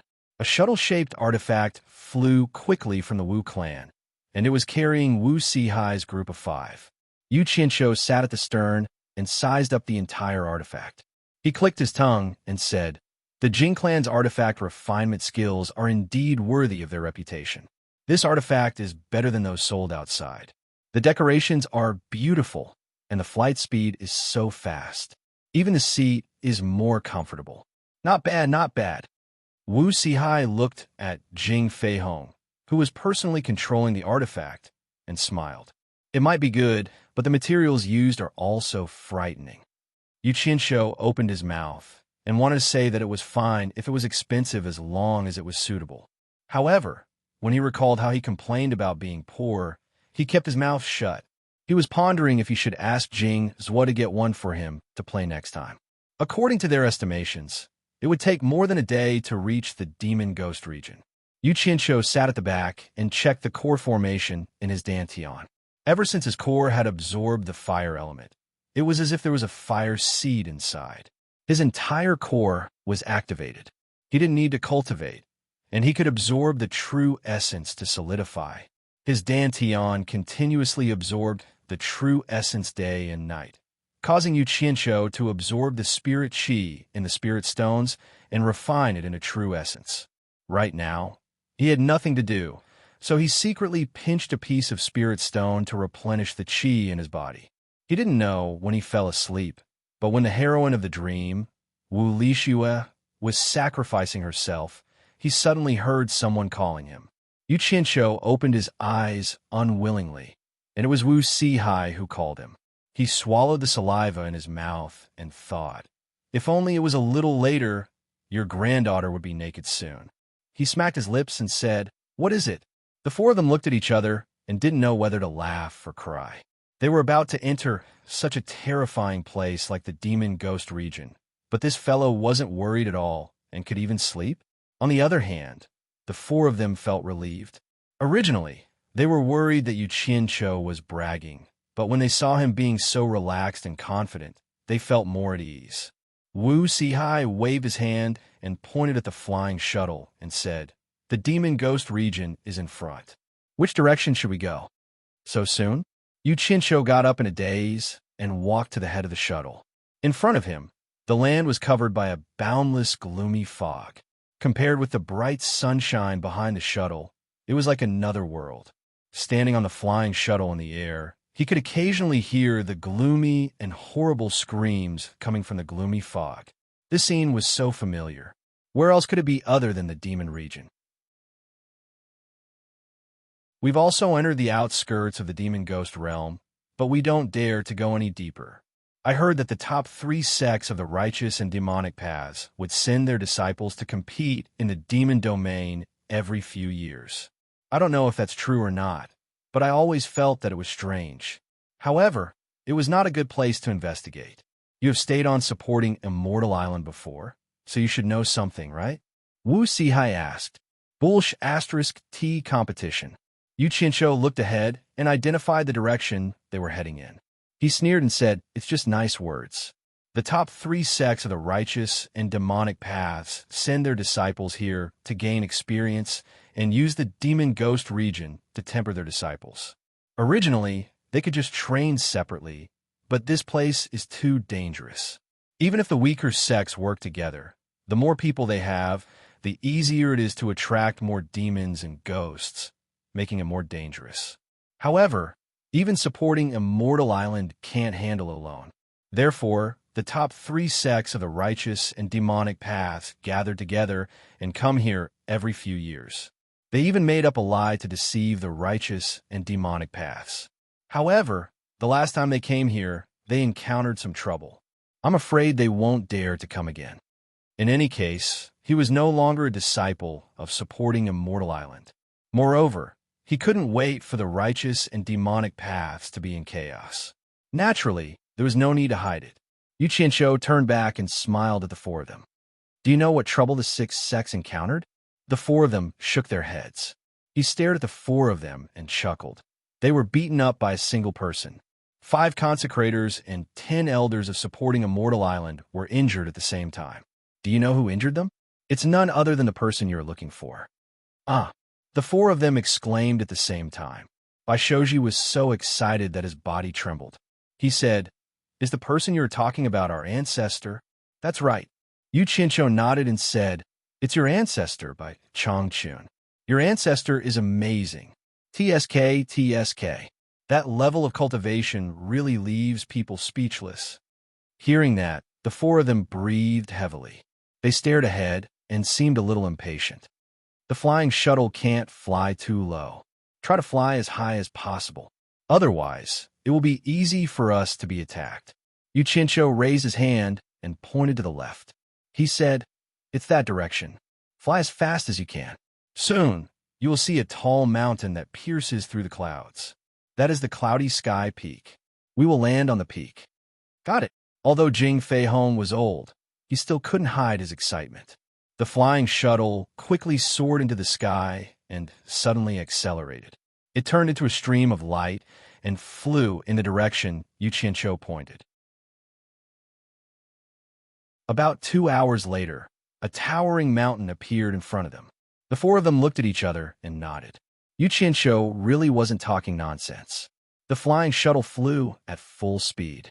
Soon, it reached the peak and slowly descended. "Come down. If we want to go deeper, we can only walk. Otherwise, we won't be able to guard against sudden dangers," Yu Qianqiu said and jumped down first. The others followed. Jing Feihong put away his flying artifact. Yu Qianqiu looked around. After identifying the direction they went down the mountain last time, he waved his hand and led the others to go around. However, when they went around to the other side of the mountain, the 5 of them were stunned. Their expressions were full of disbelief. Under the bright sunlight on the mountaintop, there was a palanquin made of green vines. The palanquin should have been covered with light muslin, but it was now rolled up. A scholarly man was leaning on the palanquin. He was holding a book in his hand and reading it under the sun. Not far from the palanquin stood 4 strong men. From their clothes, they seemed to be the subordinates of the man who was reading. The 4 of them stared expressionlessly at the people who had suddenly appeared. The 5 of them were shocked and looked at each other. There was actually someone reading in a place like this. It was a little too unbelievable. Wu Sihai and the other 3 looked at Yu Qianqiu. They didn't know if he knew who this person was. Yu Qianqiu hadn't seen this person the last time he came here. How could he be leisurely traveling in a place like this? Was this something an ordinary person could do? This place wasn't something an ordinary person could come to. His mind raced.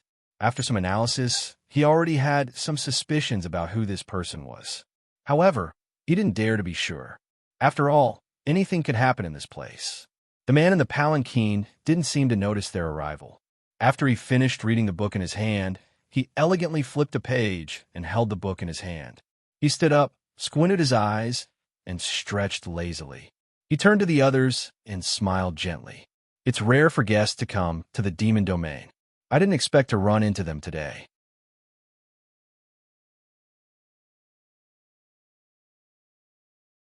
Chapter 262.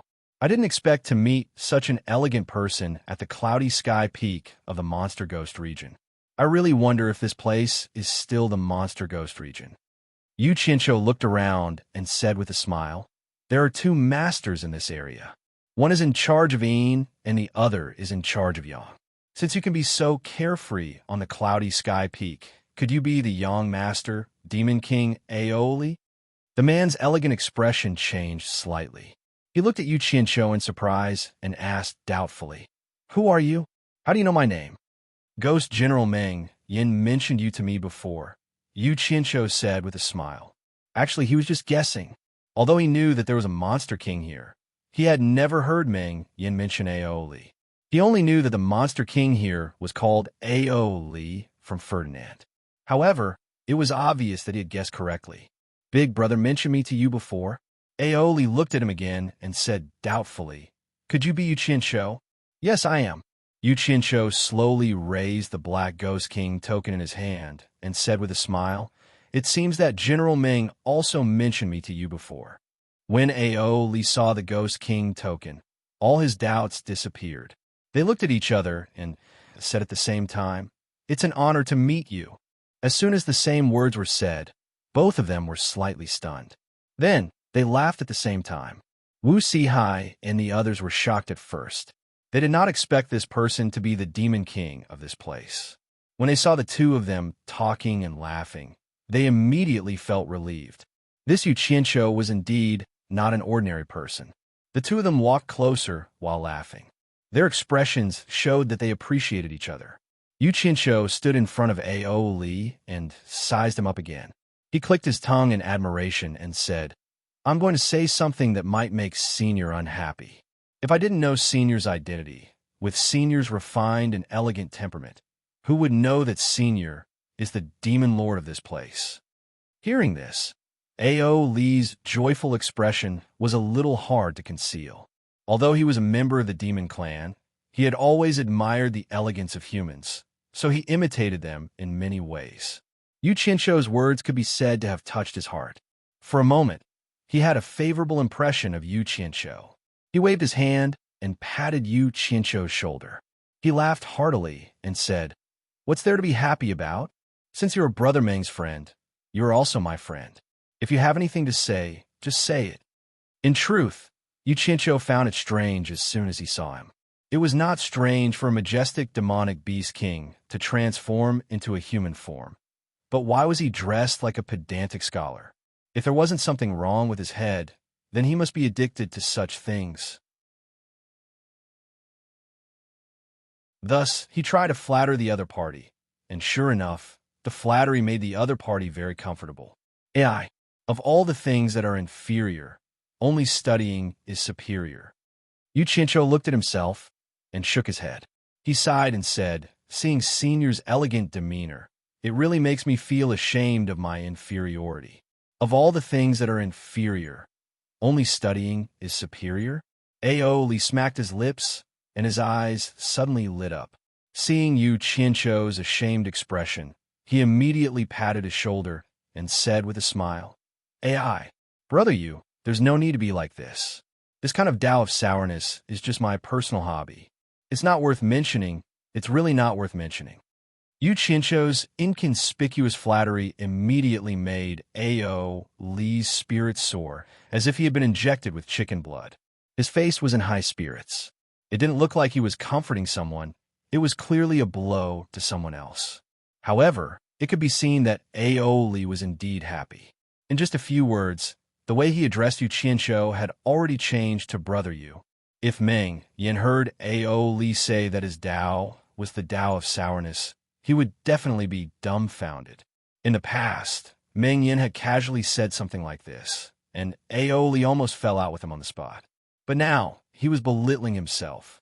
Not far away, the four bearers who were carrying Aoli's palanquin were also in disbelief. They had never heard Aoli belittle himself like this before. Such words were taboo for Aoli. Not to mention himself, others couldn't even mention it. The four of them looked at Yuqinsho with admiration. Wu Sihai and the others didn't know the details. Seeing Demon King Aoli and Yuqinsho calling each other brother, they could only sigh at Yuqinsho's remarkable abilities. His connections were so wide that he could even move freely in the Demon Ghost region.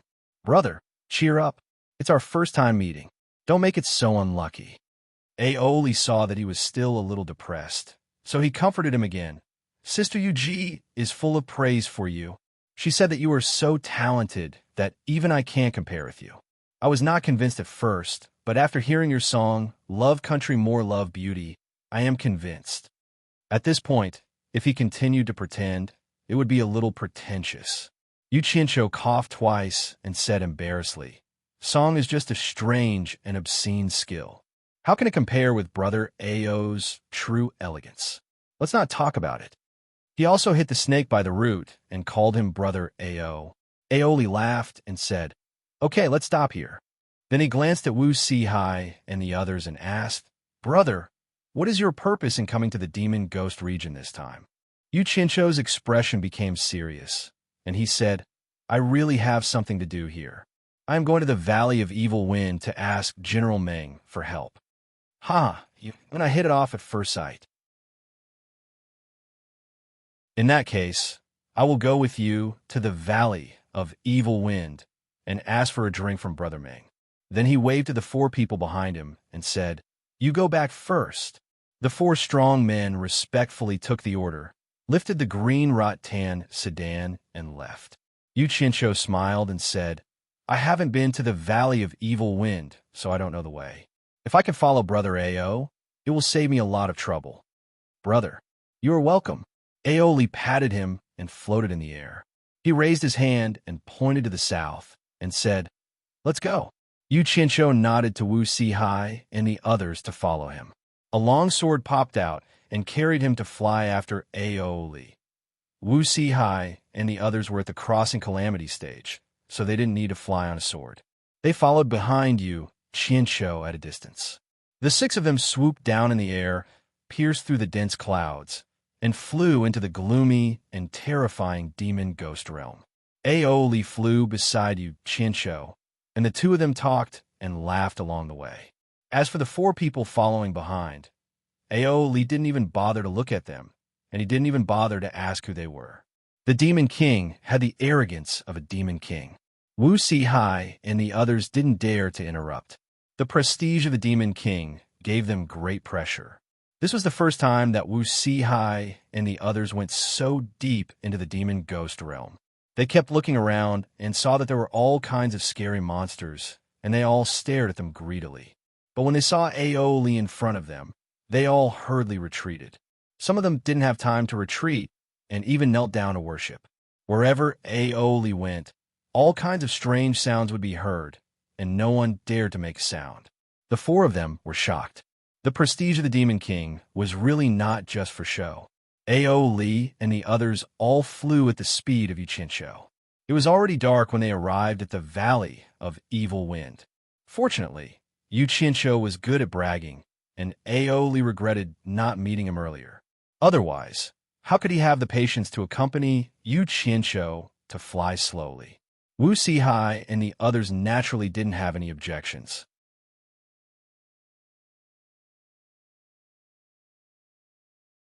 Chapter 263.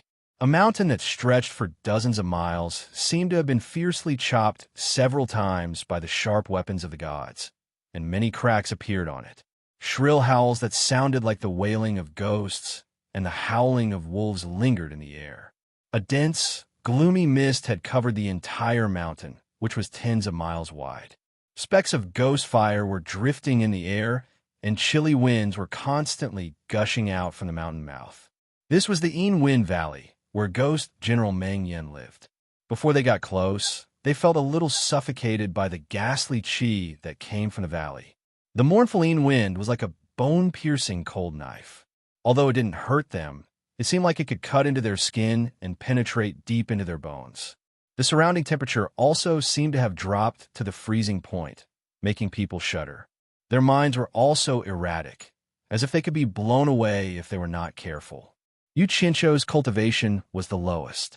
He frowned deeply. This Yin Wind Valley was so powerful even before they got close. Wouldn't it kill me if we got close? Aoli was calm and at ease. Firstly, his cultivation was high, and, secondly, he was very familiar with this place. After sizing them up, he said to Yu Qianqiu with a smile, If mortals came here, the Yin Wind could blow their souls out of their bodies, turning them into walking corpses. But it shouldn't be a big problem for you. As long as you stabilize your mind, the other abnormal feelings are just illusions caused by the dense Yin Qi corroding your body. But this Yin Wind is somewhat destructive, and you need to circulate your Qi to resist it. Hearing this, Yu Qianqiu was relieved.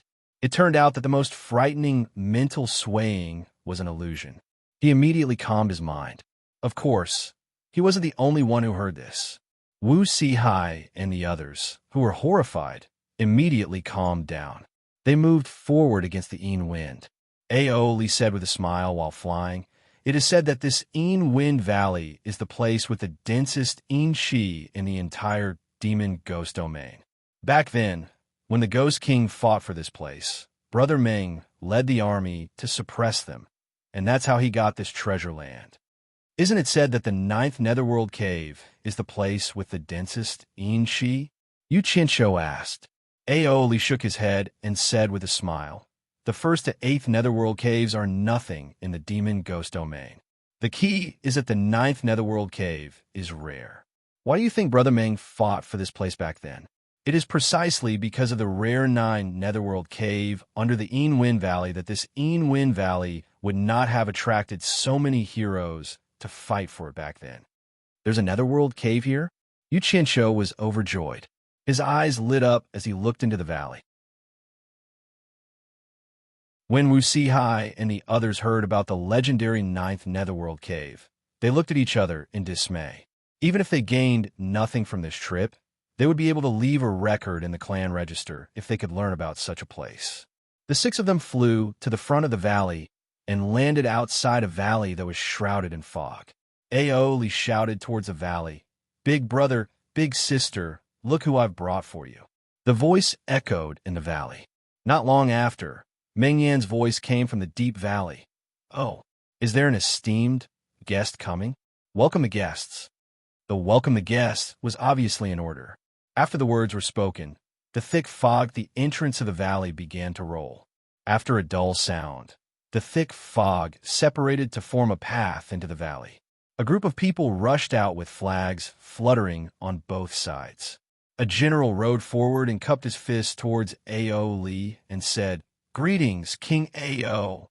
The general looked at the so-called esteemed guest. After seeing Yu Qinshu, he was startled and said, "Mr. Yu, it's you?" This general was none other than Sai Zhongfei, the bearded man from last time. Yu Qinshu smiled and cupped his fists. "Thank you again for sending me off last time. It's good that we are all acquaintances.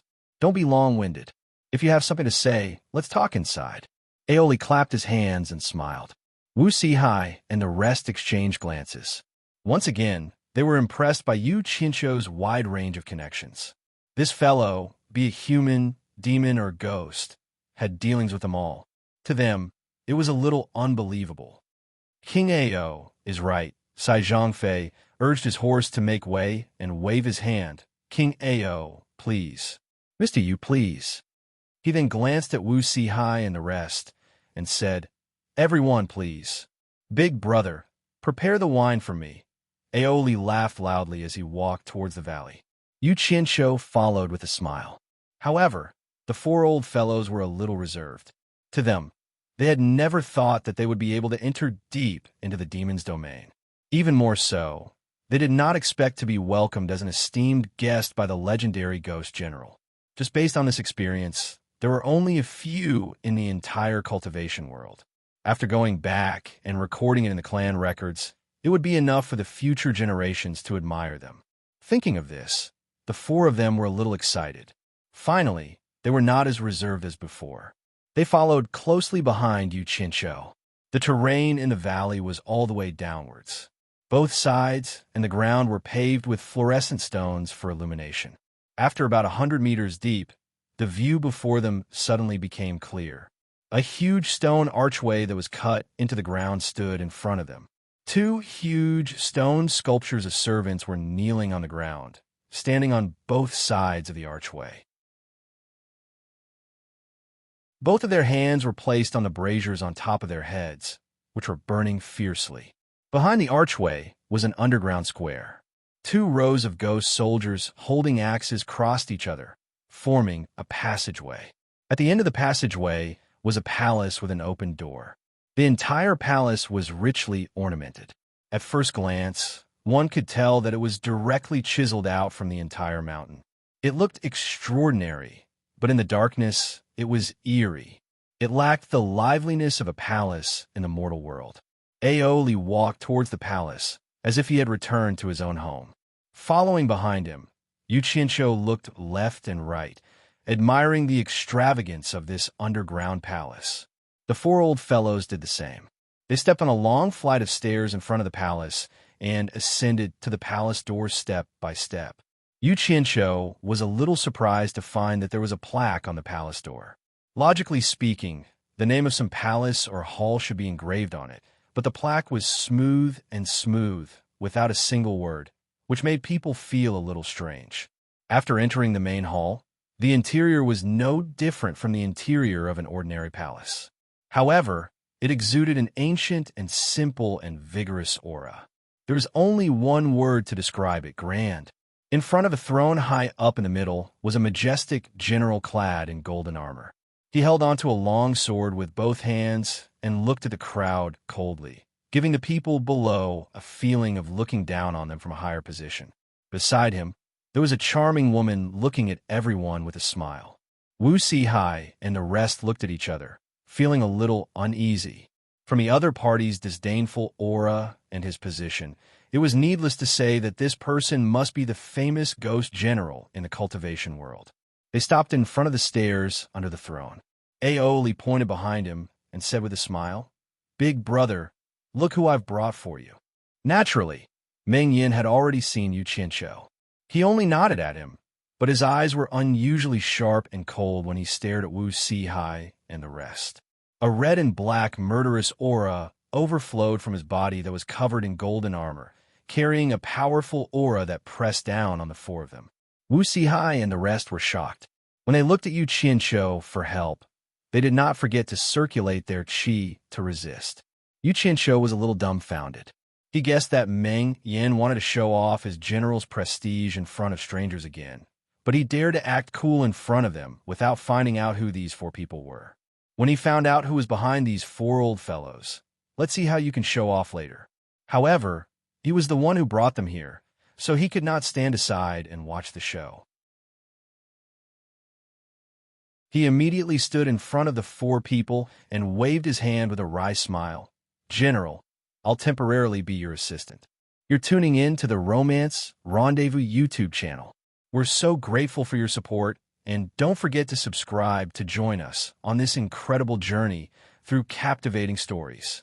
Your generosity through donations truly makes a world of difference, as it's the primary source of revenue that allows me to expand and enhance this channel for you. Thank you from the bottom of my heart for being a part of this adventure.